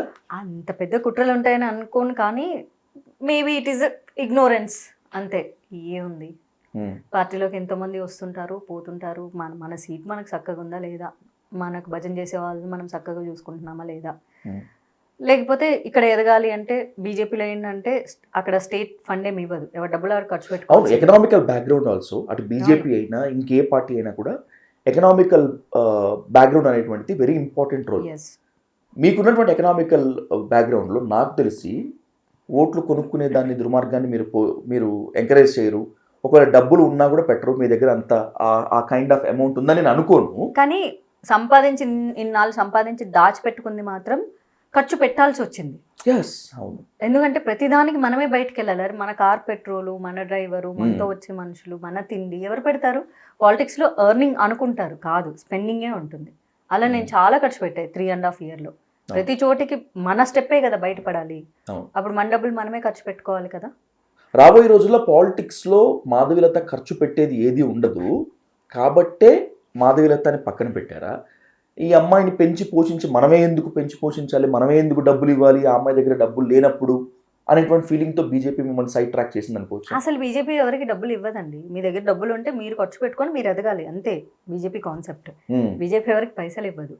నా దగ్గర డబ్బులు ఉన్న రోజు 3.5 సంవత్సరాలు నేను మాట్లాడాను. నేను హర్ట్ అయ్యి నేను మాట్లాడడం మానేశాను. ఆనెస్ట్లీ మాట్లాడుతూ ఉండింటే గనక 2021 నుంచి కూడా ఈరోజు 2024కి ఎక్కడ చూసినా నా వీడియోలే ఉండేవి. ఎప్పుడూ నేను వైరల్లోనే ఉండేదాన్ని, అందులో డౌటే లేదు. ఎందుకంటే మీడియా అనేది ఎప్పుడూ ఎంకరేజ్ చేస్తూనే ఉంటుంది. తెలంగాణ బీజేపీ కానీ ఏపీ బీజేపీ కానీ మిమ్మల్ని పక్కన పెట్టినందుకు, లేదంటే మిమ్మల్ని పట్టించుకున్నందుకు, ఒక దశలో మీరే పార్టీ అధినాయకత్వాన్ని అడగనందుకు ఎప్పుడైనా ఫీల్ అయ్యారా? నేను చెప్పాను కదా, నా నేచర్ మీకు తెలుసు, జనాలకు తెలిసినా తెలియనట్లు ఉంటారు, కానీ తెలియజెప్పడానికి మళ్ళీ మాట్లాడాలి. కాబట్టి బేసిక్గా నాకు అడిగే అలవాట్లేదు. నాకున్న ప్రాబ్లం అది. అడగకపోతే అమ్మాయినా పెట్టదంటారు. సినిమాలో అయినా మనమే అడుక్కోవాలి, రాజకీయంలో పొజిషన్స్ అయినా మనమే అడుక్కోవాలి. బట్ స్పోక్స్ పర్సన్ ఇంట్రెస్ట్ ఉందని నేను చెప్పాను. నేను అడిగారు పోస్టులు వేస్తారు అని తెలిసినప్పుడు స్పోక్స్ కావాలని నేను అడిగా. పలానా వాళ్ళని అడిగితే లిస్ట్ వస్తుంది అని కూడా చెప్తే ఆ పలానా వాళ్ళని కూడా అడిగా. అందరికీ ఫోన్లు చేసి అడిగా. చూద్దాంలేమ్మా అన్నారు. అండ్ మేజర్గా ఎవరైతే లిస్ట్ ఇస్తారో అన్న పర్సన్ ఏమన్నారంటే, నువ్వు ఆంధ్రాలో కంటెస్ట్ చేసావు కదా, నువ్వు తెలంగాణలో ఇస్తే తెలంగాణ వాళ్ళు ఫీల్ అవుతారు కదా అన్నారు. బట్ ఇది నేషనల్ పార్టీ కదా అని కూడా నేను అన్నా. నేను హైదరాబాద్లో ఉంటున్న సెటిలర్ కదా అని కూడా అన్నాను. చూద్దాంలేమ్మా అన్నారు. ఆ తర్వాత కొత్తగా వచ్చిన వాళ్ళకి ఇచ్చారు, టీడీపీ నుంచి వచ్చిన వాళ్ళకి ఇచ్చారు, వాళ్ళు అప్పుడే వచ్చిన్నారు, వాళ్ళకి ఇచ్చారు. ఆ విషయంలో నేను ఫీల్ అయ్యాను. నేను ఫీల్ అయ్యి ప్రెసిడెంట్కి మెసేజ్ పెట్టడం కూడా జరిగింది. సెటిలర్ అని తెలంగాణలో పట్టించుకోలేదు అనుకుందాం, ఇచ్చింది కూడా మళ్ళీ సెటిలర్కే, టీడీపీ నుంచి వచ్చిన సెటిలర్కే ఇచ్చారు. Okay okay. ఏపీలో మరి ఎందుకు పట్టించుకోలేదు? సినిమా వాళ్ళు అలా వచ్చి ఇలా వెళ్ళిపోతారు అనేటువంటి ఫీలింగా, లేకపోతే ఇందాక నేను అనుకున్నట్టుగా తొక్కేద్దాం అనేటువంటి మాస్టర్ ప్లానా? నేను ఫస్ట్ వెళ్ళిన రోజు ఆ గర్గర్క బీజేపీకి వెళ్ళిన రోజు ఏంటంటే అక్కడ ఒక మాట వినడం జరిగింది. మీడియా వాళ్ళు ఉన్నప్పుడు మీరు ఎంతైనా సినిమా వాళ్ళకి ఫోకస్ చేస్తారులే, మేము మాట్లాడినా కూడా పట్టించుకోరు అన్నది ఒక వర్డ్ చెవులో పడింది. అక్కడ మీడియా ముందే అన్నారు. అక్కడ అప్పటికే ఎస్టాబ్లిష్ అయినటువంటి లీడర్స్ నుంచి విన్నారన్నమాట. మీరు మాట్లాడండి సార్ అంటే, ఎందుకయ్యా సినిమా వాళ్ళదే వేసుకుంటారు కదా, మాదేస్తారా మీరు అన్నారు. ఉండొచ్చు కాదు. మనిషికి నేను చిన్న పెద్ద, నేను ఏదో పెద్ద తూపు, నా దగ్గర 100 కోట్లు ఉన్నాయి, నేను అలా ఏమనట్లేదు. బట్ స్టిల్ ప్రతి ఒక్కరికి ఒక మామూలు సాధారణ కార్యకర్త ఎదుగుతున్నారంటే కూడా డైజెస్ట్ చేసుకోలేరు. ఆ సాధారణ కార్యకర్తని ఎలా తొక్కాలనే మ్యాక్సిమం ట్రై చేస్తారు, అన్ని పార్టీలో లాగానే. అంతే. ఇక్కడ మహానుభావులు మెరికల్ లాగా అప్పుడప్పుడు దొరికి వాళ్ళు మనకు సపోర్ట్ చేస్తూ ఉంటారు, అది మన అదృష్టాన్ని బేస్ చేసుకొని. సో అంతే తప్ప ఎక్కడైనా తొక్కాలనే చూస్తూ ఉంటారు. ఆ తొక్కకుండా ఉండేలాగా చేయాలంటే మనకు ఆర్థిక బలం చాలా ఉండాలి. ఆ ఆర్థిక బలం ఉన్నప్పుడు మనకు మెంటల్ స్ట్రెంత్ ఇంకా వస్తుంది. నాకు ఆ మాట్లాడగలిగే కెపాసిటీ ఉన్నప్పుడు డబ్బు ప్లస్ మాటలు రెండు కలిస్తే మనం ఏదైనా కొంచెం సంచలనం ప్రకటించవచ్చు. ఎలక్షన్స్కి ఇంకా కొన్ని రోజులు మాత్రమే ఉన్నాయి ఏపీలో. ఈ టైంలో ఒక ఊహించని రెస్పాన్స్, ఒక ఊహించని వీడియో మీ నుంచి నేను విన్నాను. అంటే పూర్తిగా నేను వినలేదు, బట్ చూస్తే that is completely in favour of YSRCP and Jaganmohan Reddy. ఏంటి ఉన్నటువంటి జగన్ని ఆకాశానికి ఎత్తేయడానికి గల కారణం ఏంటి? వైఎస్ఆర్సీపీలో ఎలాగైనా చోటు సంపాదించుకునేటువంటి ప్లానా ఇది? కాదు, ఆకాశానికి ఎత్తేయమన్నారు కదా, ఎత్తేద్దామని. మళ్ళీ భూమి మీద కనిపించకూడదు. ఎంత నెగిటివిటీ ఉంది దీంట్లో. నేను మీ ప్రశ్న నా సమాధానంలోంచి మీరు ప్రశ్నలు వెతుక్కుంటున్నట్లు మీ ప్రశ్నలోంచి నేను సమాధానాలు వెతుక్కుంటున్నాను. మొన్న మధ్య ఒక 3 రోజుల క్రిందట కొంచెం గాలి అట్లా సోకింది, కొంచెం ఫ్యాన్ గాలి సోకింది. ఆ సోకడానికి కారణం ఏంటంటే ప్రజలు ఆ తర్వాత మొదటి లైన్ చెప్పిన తర్వాత రెండో లైన్ చెప్పింది ఏంటంటే ప్రజలు ఒక మూస ధోరణిలో పడిపోయారు, సంక్షేమ పథకాల మీద ఆధారపడ్డారు. ఈ 2 లైన్లు పాపం మరి ఏమైపోయినాయో తెలియదు. ఎప్పుడైతే ఈ టీడీపీ, బీజేపీ, జనసేన కలిసిందో ఈ అలయన్స్ చాలా అంటే హార్డ్ వర్క్ భయంకరంగా చేయాలి. డోర్ టు డోర్ వెళ్ళి ఎక్స్ప్లెయిన్ చేయగలగాలి, మేము ఏం చేస్తాము, మీకు ఇంతకుముందు ఏం రాలేదు, ఇప్పుడు ఏం వస్తుందని చాలా హార్డ్ వర్క్ చేస్తే తప్ప జగన్ని కొట్టడం కష్టం. ఇది నేను అన్నమాట. అక్కడ జగన్ స్ట్రాంగ్ అన్న మ్యాటర్ పక్కన వదిలేసేస్తే ప్రజలు వీక్ అని చెప్పడం జరిగింది. అంటే ఏంటి వీక్ అంటే? ప్రజలు వీక్ అంటే ఎట్లా చెప్పాను కదా, అంటే ఇప్పుడు జనాలకు కొత్తదనం ఏదైనా రుచి చూపించాలి, పాతదే వస్తువు. ఇప్పుడు ఏంటంటే ఈ ఇంటర్వ్యూలు చిట్చాట్లు చాలా కామన్. ఇప్పుడు 2 మైకులు పెడితే పాడ్కాస్ట్, అదే డిస్కషన్, అదే మాటలు, అవే మనుషులు సేమ్. అలాగే ఇప్పుడు ఆయన చెప్పింది ఏంటి? ఎడ్యుకేషన్, గవర్నమెంట్ స్కూల్లో ఇంగ్లీష్, హ్యూమన్ డెవలప్మెంట్. ఈ 2 మిగిలిన ఇచ్చిన 700 హామీలు గాలిపోయినాయి. ఈ 2 మీదే ఇప్పుడు పీపుల్ హ్యూమన్ డెవలప్మెంట్ అంటాను. Human development, wow interesting word. Human development 10th class వరకు ఒక 10 సంవత్సరాలు గవర్నమెంట్లో ఉండి ఆయన 10th క్లాస్ వరకు ఇంగ్లీష్ చదివి బయటకు వస్తే హ్యూమన్ డెవలప్మెంట్ అయిపోతుంది. తర్వాత వాళ్ళకి ఎక్కడ ఉద్యోగ అవకాశాలు మరి ఎవరు ఇస్తారు? What is that human development? అసలు ఏ కంపెనీలు తీసుకొని రాకుండా, ఏ ఫ్యాక్టరీలు, ఏ ఇండస్ట్రీలు పెట్టకుండా ఉద్యోగాలు ఎలా వస్తాయి? ఈ చదువుకొని బయటకు వెళ్ళిన స్టూడెంట్స్ తర్వాత మళ్ళీ వాళ్ళు ఉద్యోగాలు చేయొద్దా? ఆ ఉద్యోగాలు చేయడానికి ఫెసిలిటీస్ క్రియేట్ చేయొద్దా? జాబ్ ఆపర్చునిటీస్ క్రియేట్ చేయొద్దా? వాళ్ళకి కావాల్సిన ఆ సంక్షేమ పథకాలు ఇవ్వడానికి ఫండ్ జనరేట్ చేయొద్దా? ఆ ట్యాక్సులు వస్తేనే కదా, మనుషులు కట్టే ట్యాక్సుల నుంచి ఎన్ని రోజులు సంక్షేమ పథకాలు చేస్తారు? రకరకాల ఇండస్ట్రీలు తీసుకొస్తే అక్కడ నుంచి ఎక్కువ ట్యాక్సులు వస్తాయి కదా, అండ్ జాబ్ ఆపర్చునిటీస్ వస్తాయి కదా, ఇన్కమ్ జనరేట్ అవుతుంది కదా. అవుట్ ఆఫ్ 10 ఏపీలో వైఎస్ఆర్సీపీ పాలనకి మార్క్స్ ఇవ్వాలంటే ఎన్ని ఇస్తారు మీరు? 2. మరి అంత దారుణమా? మరి 2 పథకాలు చెప్పారు కదా ఆయన, అమ్మ ఒడి, ఇంగ్లీష్ ఎడ్యుకేషన్. కానీ రాబోయేటువంటి రోజుల్లో నా టార్గెట్ 175 అంటున్నారు ఆయన. 175, 25 ఎంపీస్ అబ్బా. 170 ఎమ్మెల్యేస్, 25 ఎంపీ సీట్లు, మళ్ళీ 2 తమిళనాడులో ఎక్స్ట్రా ఎమ్మెల్యే సీట్లు అంట. కష్టమా ఏపీలో అట్లా? నేను ఇంతకుముందు ఒక ఇంటర్వ్యూలో చెప్పాను, మళ్ళీ చెప్తున్నాను, ఆ భగవంతుని మనస్ఫూర్తిగా కోరుకుంటున్నాను, మళ్ళీ జగన్మోహన్ రెడ్డి రావాలి ఆంధ్రప్రదేశ్లో, ఆంధ్రప్రదేశ్ రాష్ట్రం సంక నాకిపోవాలి, 10 సంవత్సరాలు ఆంధ్రప్రదేశ్ ప్రజలు ఏడవాలి, నా రాష్ట్రమే, అప్పుడు బాగుంటుంది. నాకు అపరిచిత్రాలు కనిపిస్తున్నారు మీరు. కాసేపు పొగుడతారు, కాసేపు పెడతారు. అంటే ప్రజలకి తెలియాలి ఎవడు చేసిన కర్మ వారను పెంచక ఎవడేమి సీతర రామ అని పాడుకోవాలి జనాలు. కానీ సంక్షేమ పథకాలు ఇవ్వటము, ఆయన చెప్పినట్లుగానే హ్యూమన్ రిసోర్సెస్ పైన ఇన్వెస్ట్మెంట్, వాళ్ళని ఎంపవర్ చేయటం కూడా ఒక అందుకు మంచిదే కదా. ఎందుకు నేను అదే అంటున్నాను, ఆ రీసోర్స్ ఎక్కడి నుంచి తీసుకొస్తున్నారు అది కదా నేను అడుగుతున్నాను. ఆ రీసోర్స్ కావాల్సినటువంటివి ఎక్కడి నుంచి తీసుకొస్తున్నారు, ఏం వేశారు, ఏం తీసుకొచ్చారు, ఏ కంపెనీలు వచ్చాయి, కనీసం ఒక ఐటీ కంపెనీ అన్న వచ్చిందా, పోనీ ఒక కార్ మ్యానుఫ్యాక్చరింగ్ కంపెనీనో లేకపోతే ఒక ప్రోడక్ట్ తయారు చేసే చిన్న మెషినరీ లోపల ఎక్విప్మెంట్ కంపెనీనైనా వచ్చిందా ఆంధ్రప్రదేశ్కి? బీజేపీ వాళ్ళకి, కాంగ్రెస్ అలాగే టీడీపీ జనసేన వాళ్ళకి ఏపీలో జరిగేటువంటి అభివృద్ధి కనిపించట్లేదు. వాళ్ళకి మొత్తం అంతా కూడా కులం మొత్తం నిండిపోయి ఉంది. మీకు దమ్ముంటే మాతో పాటు రండి, మీకు బందర్ పోర్ట్ నుంచి ప్రతి పోర్ట్ వరకు అన్ని మేము చూపిస్తాము, మీకు కళ్ళకి పట్టినటువంటి చెదలు తీసేస్తాం అంటున్నారు వైఎస్ఆర్సీపీ వాళ్ళు. అప్పు ఎక్కడి నుంచి తీసుకొచ్చారు? ఎన్ని 10 లక్షల కోట్లు ప్లస్ ఇంకో 30 లక్షలు ఎక్స్ట్రానా? మళ్ళీ ఇంకొకసారి వస్తే ఎన్ని లక్షల కోట్లు చేస్తారు? కానీ సామాన్య ప్రజల్ని అడుగుతూ ఉంటే సామాన్య ప్రజలు ఏడుస్తున్నారు కదా, మాకేం రావట్లేదు పథకాలు అని. కానీ ఆ సామాన్య ప్రజలే రాబోయేటువంటి రోజుల్లో మా పార్టీకి పట్టం కడతారు, రెడీగా ఉన్నాడని చెప్తుంది వైఎస్ఆర్సీ. ఏ పార్టీ అయినా అదే చెప్తుందబ్బా. మేము తెలంగాణలో ఉన్నప్పుడు బీజేపీ ఏం చెప్పింది, ఈసారి మేము వస్తాం, మేము గెలుస్తామని చెప్పింది. తన పార్టీ కార్యకర్తల్ని ఉత్సాహపరచడం కోసం, ఓటర్లని ఉత్సాహపరచుకోవడం కోసం సహజంగా ఎవరైనా పాజిటివ్ వర్డ్సే మాట్లాడుకుంటారు. కానీ ఒరిజినల్గా ప్రజల మనసుల్లో ఏముంది అంటే కొంచెం కాదు, చాలా ద్వేషభావం ఉంది. ఇంతవరకు ఒక సీఎంని అంతలాగా బండబూతులు తిట్టడం నేను ఎక్కడ చూడలేదు. మీరు బీజేపీ కార్యకర్తల, టీడీపీ జనసేన కార్యకర్తల మాటలు వినుంటారు, వైఎస్ఆర్సీపీ కార్యకర్తల మాటలు వినుండరు. అందుకే మీకు వన్ సైడెడ్గానే కనిపిస్తున్నాయి. వైఎస్ఆర్సీపీ కార్యకర్తల మాటలు ఏంటండి, బోలెడన్ని థ్రెటన్స్, బోలెడన్ని అబ్యూజివ్ కామెంట్స్, బోలెడంత అసాసినేషన్, రాడ్లు దింపుతాము, రేపులు చేస్తాం అన్నది నాకు వైసీపీ కార్యకర్తలు కదా, వాళ్ళ మాటలే కదా నేను వినింది. నా చెవులకి వినిపిస్తూ ఉన్నాయి, నా కళ్ళకి కనిపిస్తూ ఉన్నాయి. వైసీపీ వాళ్ళే కదా టార్గెట్ చేశారు. గుళ్ళెందుకు కూల్ చేశారు, రథం ఎందుకు తగలపెట్టారని అడిగినందుకు, రేపులు చేస్తాము, రాడ్లు దింపుతాము, దొరికితే అలా ఉండదు ఇలా ఉండదని అఫీషియల్గా వైసీపీ కార్యకర్తలే కదా నన్ను థ్రెటన్ చేసింది.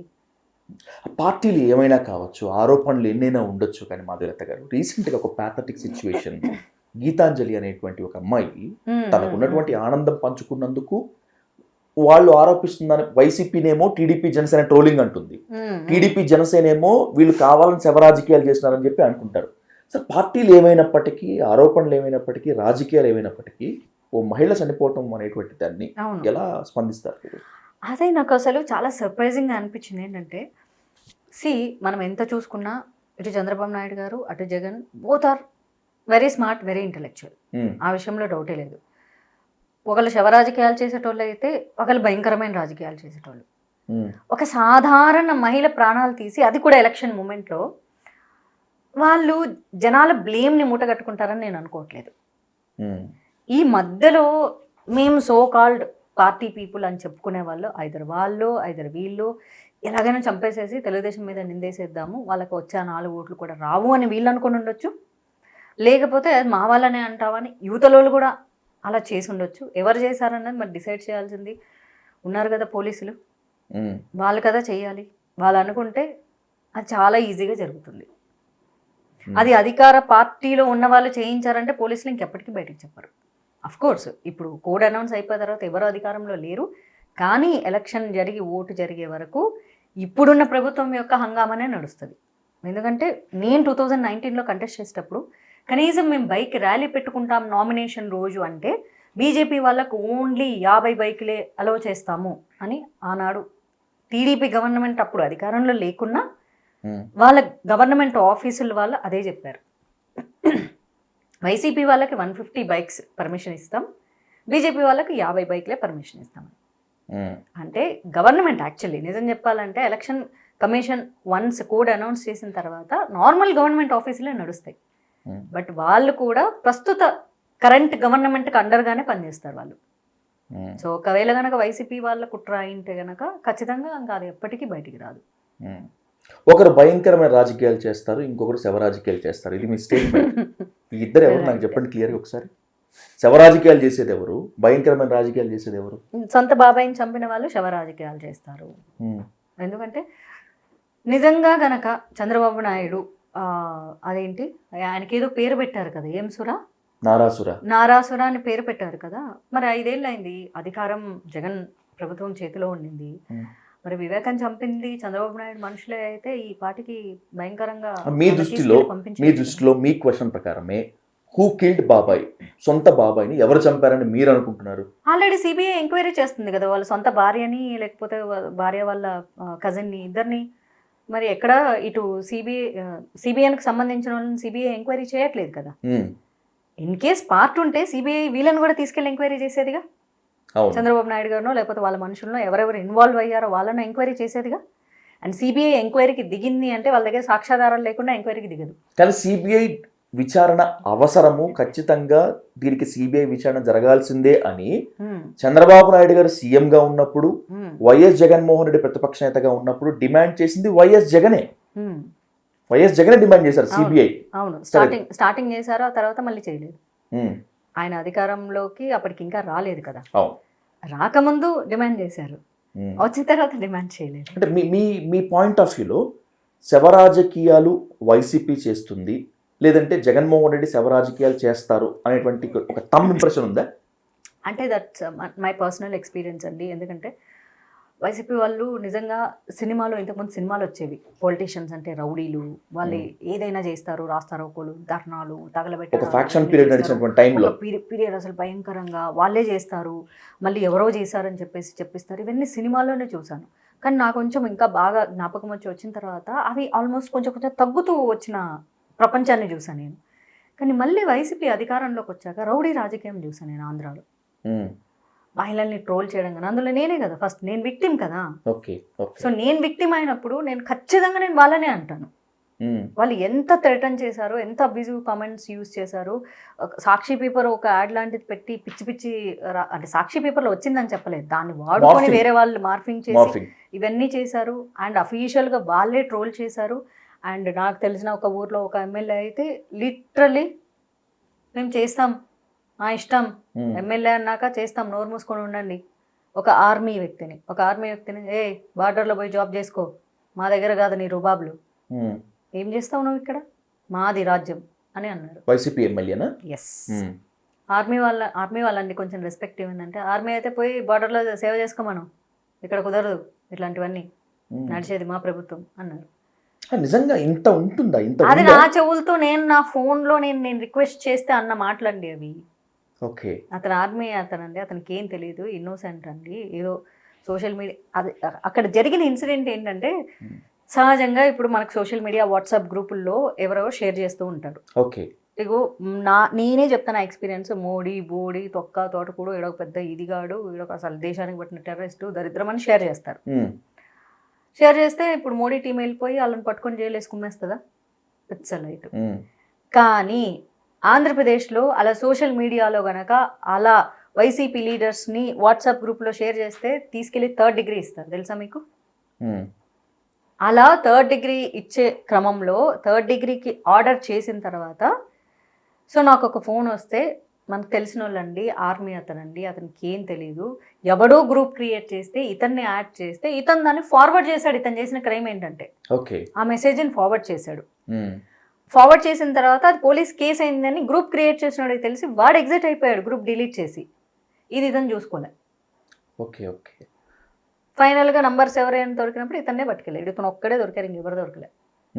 ఎందుకంటే ఇతను అసలు ఆ గ్రూప్ ఏంటి పెద్ద చూసుకోలే. సో నేను రిక్వెస్ట్ చేస్తే ఎమ్మెల్యేకి ఫోన్ చేసి, బార్డర్లో పని చేసుకోవాలి, మా ఊర్లలో కాదు. ఏం పని వాడికి ఇక్కడ? మా మీదే ట్రోల్స్ చేస్తాడా? ట్రోల్స్ కాదండి, ఏదో షేర్ చేస్తాడంటే వాడికి ఎంత దమ్ము ఉంటే షేర్ చేస్తాడు. 3rd డిగ్రీ ఇచ్చి పడేస్తే వాడికి తిక్క కుదురుతుంది. ఇంతకీ ఎవరా ఎమ్మెల్యే చెప్పకూడదా? అంటే మీరు కూడా భయపడతారా ఇంటి పేర్లు చెప్పడానికి? పేరు భయపడడం కాదు, ఎందుకు ఊరికే నాన్ సెన్స్ అని మళ్ళీ పట్టుకెళ్తారు వాళ్ళని. ఎందుకు? మన వాళ్ళ ప్రాబ్లం కదా, వాళ్ళు ఇంకా అక్కడే బ్రతుకుతున్నారు కదా, వాళ్ళ ఫ్యామిలీ అక్కడే బ్రతుకుతుంది కదా, మళ్ళీ తీసుకెళ్ళి అరెస్ట్ చేస్తే అది వాళ్ళకి భార్య పిల్లలకి సమస్య కదా, అది ఆలోచించాలి కదా. వాడికి భయపడ్డం కాదు ఈ కుటుంబం. అంటే అక్కడ ఆర్మీ పర్సన్ అని కూడా కాదు, ఆ పొజిషన్ లో ఎవరున్నా కూడా ఆ ఎమ్మెల్యే బిహేవియర్ అలానే ఉంటుంది. కానీ అతను అన్న మాట నేను అన్నాను, వాళ్ళు సర్వీస్ చేస్తేనే మనం ఇక్కడ బ్రతుకుతున్నామని అంటే అంత లేదు, అంత సీన్ లేదు, అటువంటి వాళ్ళు బొచ్చడు మంది ఉంటారు అన్నాడు. ఐ ఫెల్ట్ సో పెయిన్ఫుల్ తెలుసా ఆ మాట అన్నందుకు. అప్పటి నుంచి వైసీపీ మీద ఒక రకమైన అభిప్రాయం ఏర్పరచుకున్నారు మీరు. మోస్ట్ ఆఫ్ ద పీపుల్ అండి, ఒకళ్ళేమో సుకన్య సంజన అంటాడు, ఇంకోడేమో బట్టలు ఇప్పుకొని ఇంకేదో చేస్తాడు, పార్లమెంట్లో మాట్లాడరా అంటే ఫోన్లలో ఏదో చేస్తాడు. ఈ వ్యాపారాలన్నీ చూసాక ఎవడి మీద మంచి ఏవో ఉంటారు, ఒకళ్ళిద్దరు మంచి వాళ్ళు ఉంటారు, కామ్ గోయింగ్ వాళ్ళు ఉంటారు. ఇంకోడేమో ఇల్లు ఇవ్వమంటే ఇల్లు ఇచ్చి కుటుంబాన్ని విడదీయలేమంట. ఆడంత తింగర్ ఎంపీ ఇంకా ఎవడుండడేమో. నాకెవరు లేరు బాబు ఇల్లు ఇవ్వంటే, ఇల్లు అనేది కలిసి ఉండడానికి నీకు ఒక్కదానికి ఇవ్వడానికి కదా, కుటుంబాన్ని విడదీయలేని నీకు ఇల్లు ఇచ్చి అంటాడు. ఆయన లాజిక్ లో చూడండి, మీరు క్రిటిసైజ్ చేస్తే ఎట్లా, ఆయన లాజిక్ లో చూస్తే కరెక్ట్ ఏమో. Very unfortunate, earlier he was my friend. అంతేనా? వన్స్ హీ బికేమ్ ఎంపీ, ఇక్కడ ఐస్ ఇక్కడికి ఎక్కినాయి అనమాట. కంగ్రాచులేషన్స్ చెప్తే థ్యాంక్స్ అన్నాడు. ఆ తర్వాత ఎలా ఉన్నావు అంటే రిప్లై అయ్యలేదు. పోరరే అనుకున్నా నేను. నాకు జనాలు ఏ సినిమాకి పనిచేయలేదు కదా, మంచిలేదు కానీ ఏవో షోస్కి గెస్ట్లకి వెళ్ళాము అలా అనమాట. టెక్స్ట్ చేశారు మొత్తానికి భరత్కి. అరే earlier we use to talk. సరే నేను ఎమ్మెల్యే కంటెస్ట్ చేసేటప్పుడు తను ఎంపీ కంటెస్ట్ చేశాడు. He won I sent congratulations, he said thanks.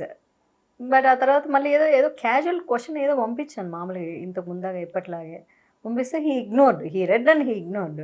ఇక నాకు ఒక్కసారి ఇగ్నోర్ చేస్తే నా కళ్ళు ఇక్కడ నుంచి ఇక్కడికి వెళ్తాయి, నాకు మామూలు బల్బ్ ఉండదు. I never show my attitude towards anyone. If someone shows I will throw it double, అంతే. ఎప్పుడు ఎదురుపడలేదా మీరు ఎంపీ భరత్ ఎక్కడ కూడా, అంటే ఎక్కడో దగ్గర అకేషన్స్ లో కానీ? అధికారం వచ్చిన తర్వాత నో, నెవర్ నెవర్. సరే వైసీపీ ఈ మధ్య థింగర్ ఆన్సర్లు చూసాక wow you are the same person like earlier. చాలా సంబరపడుతున్నారు కదా నిజం చెప్పండి, ఆ ట్రోలింగ్ అదంతా చూసిన తర్వాత. ఆబ్వియస్లీ న్యాచురల్లీ, అంటే మనలో కూడా ఒక సైకో ఉంటాడు కదా. అసలు తెలుసా ఇది నా డైలాగ్ యాక్చువల్లీ అనుకుంటాం కానీ ప్రతి ఒక్కరు సాడిస్ట్ ఉంటారు తెలుసా. ఇది కాలేజ్ డేస్ నుంచి నా డైలాగ్ ఇది, అనుకుంటాం కానీ ప్రతి ఒక్కరిలో సాడిస్ట్ ఉంటారు. మీలో కూడా ఉన్నాడు, కాకపోతే చాలా అందమైన సాడిస్ట్. నో అందమైన సాడిస్ట్ ఏం కాదు. అట్లా నన్ను ఇగ్నోర్ చేసిన వాళ్ళని వేరే వాళ్ళు ట్రోల్ చేస్తుంటే నాకు మస్తు ఫుల్ ఖుషి అయిపోతున్నాను. కాకపోతే అక్కడ స్ట్రాంగ్ రీజన్ ఉంది ట్రోల్ చేయడానికి. ఆ థింగర్ ఆన్సర్లు వేస్తే బీయింగ్ ఎంపీ కొన్ని ఎక్స్క్యూజబుల్ కాదు. అవును, ఇప్పుడు మాట్లాడితే వైసీపీ వాళ్ళందరినీ మీరు ట్రోల్ చేస్తున్నారు, వైసీపీ వాళ్ళపైన బండ్లు వేస్తున్నారు. టీడీపీ జనసేన చేయట్లేదు, వాళ్ళు నన్ను ట్రోల్ చేశారని నా బాధ చెప్పుకుంటున్నాను.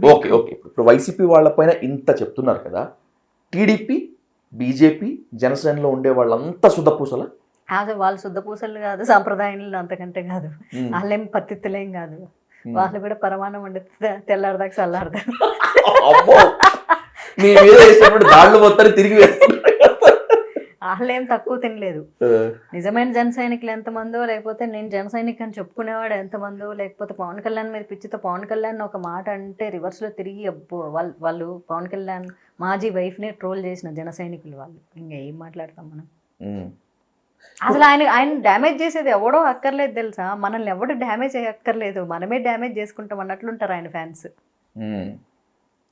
జన సైనికుడు పైకి ఎదగకుండా కిందికి లాగే ఆ ఎండ్రకాయలు ఎవరంటే పీతలు అంటారు. అవును జన సైనికులే. అవునా? కానీ వాళ్ళు చాలా డెడికేటెడ్ గా ఉన్నట్టు కనిపిస్తుంటారు కొంతమంది. అంతమంది కాదు, 100 మంది ఉంటే 10 మంది డెడికేటెడ్. ఓకే, ఆ 10 మంది వల్లే అట్లీస్ట్ ఆయన సర్వైవల్ ఉంది. మిగిలిన 90 మంది ఆయన్ని కిలికి కిందికి లాగేటోళ్ళే ఉంటారు. ఇట్లానే అందరి మీద అటాకులు చేసేయడాలు అలా ఉంటది.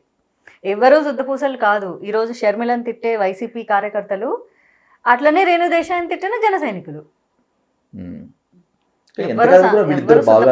ట్రోలింగ్ కదా పాపం, దారుణమైన పీరియడ్ దాటుకుని వచ్చారు వాళ్ళు. అవును, బీయింగ్ యాజ్ ఎ ఉమెన్ గా వాళ్ళు they fight a lot, but ఆ పీరియడ్ కూడా దాటుకుని వచ్చారు. నువ్వు నా 4వ పెళ్ళాం, నేను నీకు మొగుడవుతానని చెప్పి అన్నారు కదా పవన్ కళ్యాణ్, వైఎస్ జగన్మోహన్ రెడ్డిని. పవన్ కళ్యాణ్ నిజంగా అంత సీన్ ఉందా బాస్? మీకు ఉన్నటువంటి ఆ వర్షిప్ నేచర్ తీసి పక్కన పెట్టి చెప్పండి బాస్. మామూలుగా లేదు, వర్షిప్ నేచర్ నేనే ఎన్నోసార్లు పవన్ కళ్యాణ్ మాట్లాడిన మాటల్ని నేను కౌంటర్ చేశాను. నాది ఎలా ఉంటుందంటే, తమ్ముడు తనవాడైనా ధర్మం సక్రమంగా ఉండాలి, మాట్లాడితే కరెక్ట్ మాట్లాడాలి, అంతే. అస్సలు అందులో తగ్గేదే లేదు. ఎందుకు నాకు అసలు జనసేన నుంచి ఒక పెద్ద లెటర్ కూడా పంపించారు అబ్బా ఒకసారి 2 years బ్యాక్. అఫీషియల్గా పంపించారు. ఏంటంటే పవన్ కళ్యాణ్ విశ్వానికి మొత్తం దేవుడైనటువంటి యేసు ప్రభువుకు క్రిస్మస్ శుభాకాంక్షలు సంథింగ్ అట్లాంటివి పెట్టాడు.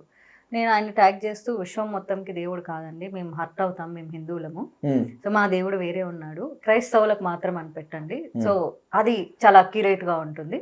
సో దీని అయితే నేను బీయింగ్ ఏ హిందూ నేను ఖండిస్తున్నాను. ఓకే, విశ్వం మొత్తంకి ఆయన ఏం కాదు, ఆయన ఎప్పుడో 3000 సంవత్సరాల క్రితమో ఎప్పుడో వచ్చాడు. సో విశ్వం దానికంటే లక్షల సంవత్సరాల క్రితం వచ్చింది. బాబోయ్, అఫీషియల్ గా ఈ వీరనారీలా వీర ఝాన్సీలా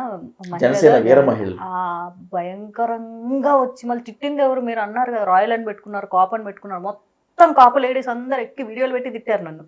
అవునా? మా నాయకుడు అంత గొప్ప, మా నాయకుడు ఎంత గొప్ప, అసలు మా నాయకుడు అసలు చలివిండి చేస్తే గారెలు ఎంత బాగా వస్తాయి, అరసలు ఎంత బాగా వస్తాయి అని చెప్పేసి వేసుకుంటారు నన్ను. నేను అస్సలు అది వాళ్ళని కెలకకుండా ఈ మెటఫర్లు ఎక్కడ అసలు మీకు పోలికలు? ఇప్పుడు పత్యలత పరమాన్నం అంటే ఉంది కాబట్టి సరిపోయింది, చలివిడి అరసలు ఇది ఎక్కడ నుంచి వచ్చింది? లోలో వచ్చింది, ఫాలో అయిపోవాలని మీనింగ్ అడగకూడదు, అలా వచ్చేసింది. అలాగే మీరు అన్నింటి మీనింగ్ అడగకూడదు చేసుకుంటాయి అంతే. మీరు ఆయన అడిగారా జగన్ గారిని? ఆయన ఏదోదో మాట్లాడతారు స్టేజ్ మీద, మీరు అడిగారా? జగన్ గారిని అడిగేటువంటి క్వశ్చన్ కాసుకో ఇసుకిసుకో అంటే మీరు అడిగారా అని అడుగుతారు మీరు ఇప్పుడు. నన్ను ఎందుకు ట్రోల్ గురి చేస్తారు కానీ వదిలేడు, ఏదో కాస్త ఇంటర్వ్యూ చేసుకుంటారు వదిలేడు అట్లా చెప్తున్నాను నేను. ఆ వీర మహిళలందరూ నా మీద ఎక్కారు, అలా అనవసరంగా నన్ను కిలక్కుండా ఉండాల్సింది. నేను మాట్లాడిందంటే మేము కూడా హిందూసుము అది ఇది అంటే, మీరు హిందూస్ అన్నప్పుడు విశ్వానికి ఆయన ఎందుకు దేవుడు అవుతాడు, క్రైస్తవులకు అవుతాడు అంతే. అది కూడా మినిమం ఉండదు. గొర్రెలు మనం, ఇంకా ఆ వీర మహిళలు కూడా గొర్రెలే. మా బాస్ ఏం పెడితే అదే రైట్, మా బాస్ వెనకాల నా రైట్ అన్నట్లు పోతూ ఉంటారు. అట్లా కాదు కదా, ఫస్ట్ మన ధర్మం, తర్వాతే మన బాసు, ఇంకా ఎవడైనా సరే. అక్కడ ఏం జరిగింది? నేను అసలు దగ్గరగా మళ్ళీ కౌంటర్ పెట్టా. మీరేమన్నా అరుచుకోండి, మీరేమన్నా వాక్కోండి, నేను అన్నదాని మీదే స్టిక్ అయి ఉంటా. అగైన్ మళ్ళీ ట్యాగ్ చేస్తాను. విశ్వానికి నేను ఒప్పుకోను, హిందువుగా నేను హర్ట్ అవుతున్నా, మీరు మాట్లాడుకునేది మాట్లాడుకోండి అని చెప్పారు సార్. ఇకపోతే పవన్ కళ్యాణ్కి సీన్ ఉందా లేదా అంటే, అక్కడ సీన్ అనేది మ్యాటర్ కాదు. జగన్ అనే ఆయన ఒక సీఎం, ఒక పబ్లిక్ ఆఫీస్ హోల్డ్ చేయడం కాకుండా ఒక స్టేట్ని హోల్డ్ చేస్తున్నారు ఆయన. ప్రతిసారి ఆయన కూడా ఆయన కార్యకర్తల్లానే 4వ పెళ్ళాం 3 కాదు 3 పెళ్ళిళ్ళు చేసుకున్నాడు, 4వ పెళ్ళాం ఉంది. ఆయన నోటితో మైక్ పట్టుకొని మాట్లాడిన చాలా సందర్భాలు ఉన్నాయి. ఒక సీఎం అలా మాట్లాడకూడదు. సీఎం ఎప్పుడు పర్సనల్ టార్గెట్స్ చేయకూడదు. సో ఇప్పుడు నీకు అంత సీన్ లేదు, నీకు అంత కేపబిలిటీ లేదు, నువ్వు వ్యవస్థను నడపలేవు, ఇలాంటి మాటలు మాట్లాడాలి. కానీ ఒక సీఎం అనే స్థాయి, జగన్ వేరు, సీఎం వేరు. ఒక పబ్లిక్ పొజిషన్ని, స్టేట్ పొజిషన్ని హోల్డ్ చేస్తూ పదే పదే పదే పదే అంటున్నప్పుడు దీన్ని కౌంటర్ ఇచ్చాడు. ఒకవేళ జగన్ నేను సరదాగా అన్నాను అంటే పాపం మన పవన్ కళ్యాణ్ సీరియస్గా తీసుకున్నాడు. అవును, 4వ పిల్లం ఎవరమని నాకు తెలీదు, జగనే అంటాడు అని. ఎందుకంటే ఆ పవన్ కళ్యాణ్ అన్నానికి కూడా ఓ రీజన్ ఉండుండొచ్చు. బిఫోరే చాలా మంది అన్నం స్టార్ట్ చేశారు. 4వ పిల్లం అనే వర్డ్ జగన్ నుంచి ఫస్ట్ వచ్చింది, ఇనిషియేటెడ్ బై జగన్. ఆయన ఇనిషియేట్ చేసిన దాన్ని 4వ పిల్లం జగన్ అయి ఉంటుందని ఆల్రెడీ ఫేస్బుక్లో సోషల్ మీడియాలో తిరుగుతున్నాయి ఫోటోలు కొన్ని. అవును అవును, అప్పటికి ఇంకా ఆడ గెటప్ వేయలే, మగ గెటప్ తోనే తిప్పుతున్నారు. అది మేబీ పవన్ కళ్యాణ్ చూసిండారు, సోషల్ మీడియా చూస్తారు కదా, చూసినప్పుడు ఈయన కూడా ఫ్లోలో అనేసాడు. ఎందుకంటే మొన్న మీటింగ్ పెట్టినప్పుడు కూడా మళ్ళీ జగన్ అదే మాట అన్నాడు, 3 పెళ్ళిళ్ళు 4వ పెళ్ళామని. ఈయన సీరియస్గా తీసేసుకొని ఈయన కూడా పాపం నవ్వుతూ సరదాగా సెటైర్ వేశారు. జన సైనికులు పండగ చేసుకుంటున్నారు. కానీ ఏ మాటగా మాట అబ్బా, ఆడ విషయంలో వస్తున్నాడు జగన్. ఎవరు? జగన్. తల్లి నీకు దండం, నీతో ఇంటర్వ్యూ కింద కామెంట్స్ చూస్తున్నా కదా, ఎంత చేస్తారు కత్తిలా ఉంది ఫిగర్ అని. బీయింగ్ అసలు నేను ఒక అమ్మాయి నేను కూడా కత్తిలా ఉంది ఫిగర్ అసలు.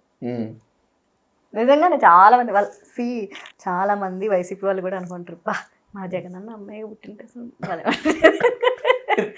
స్టేట్మెంట్స్ కి నాకే ఏమాత్రం సంబంధం లేదు.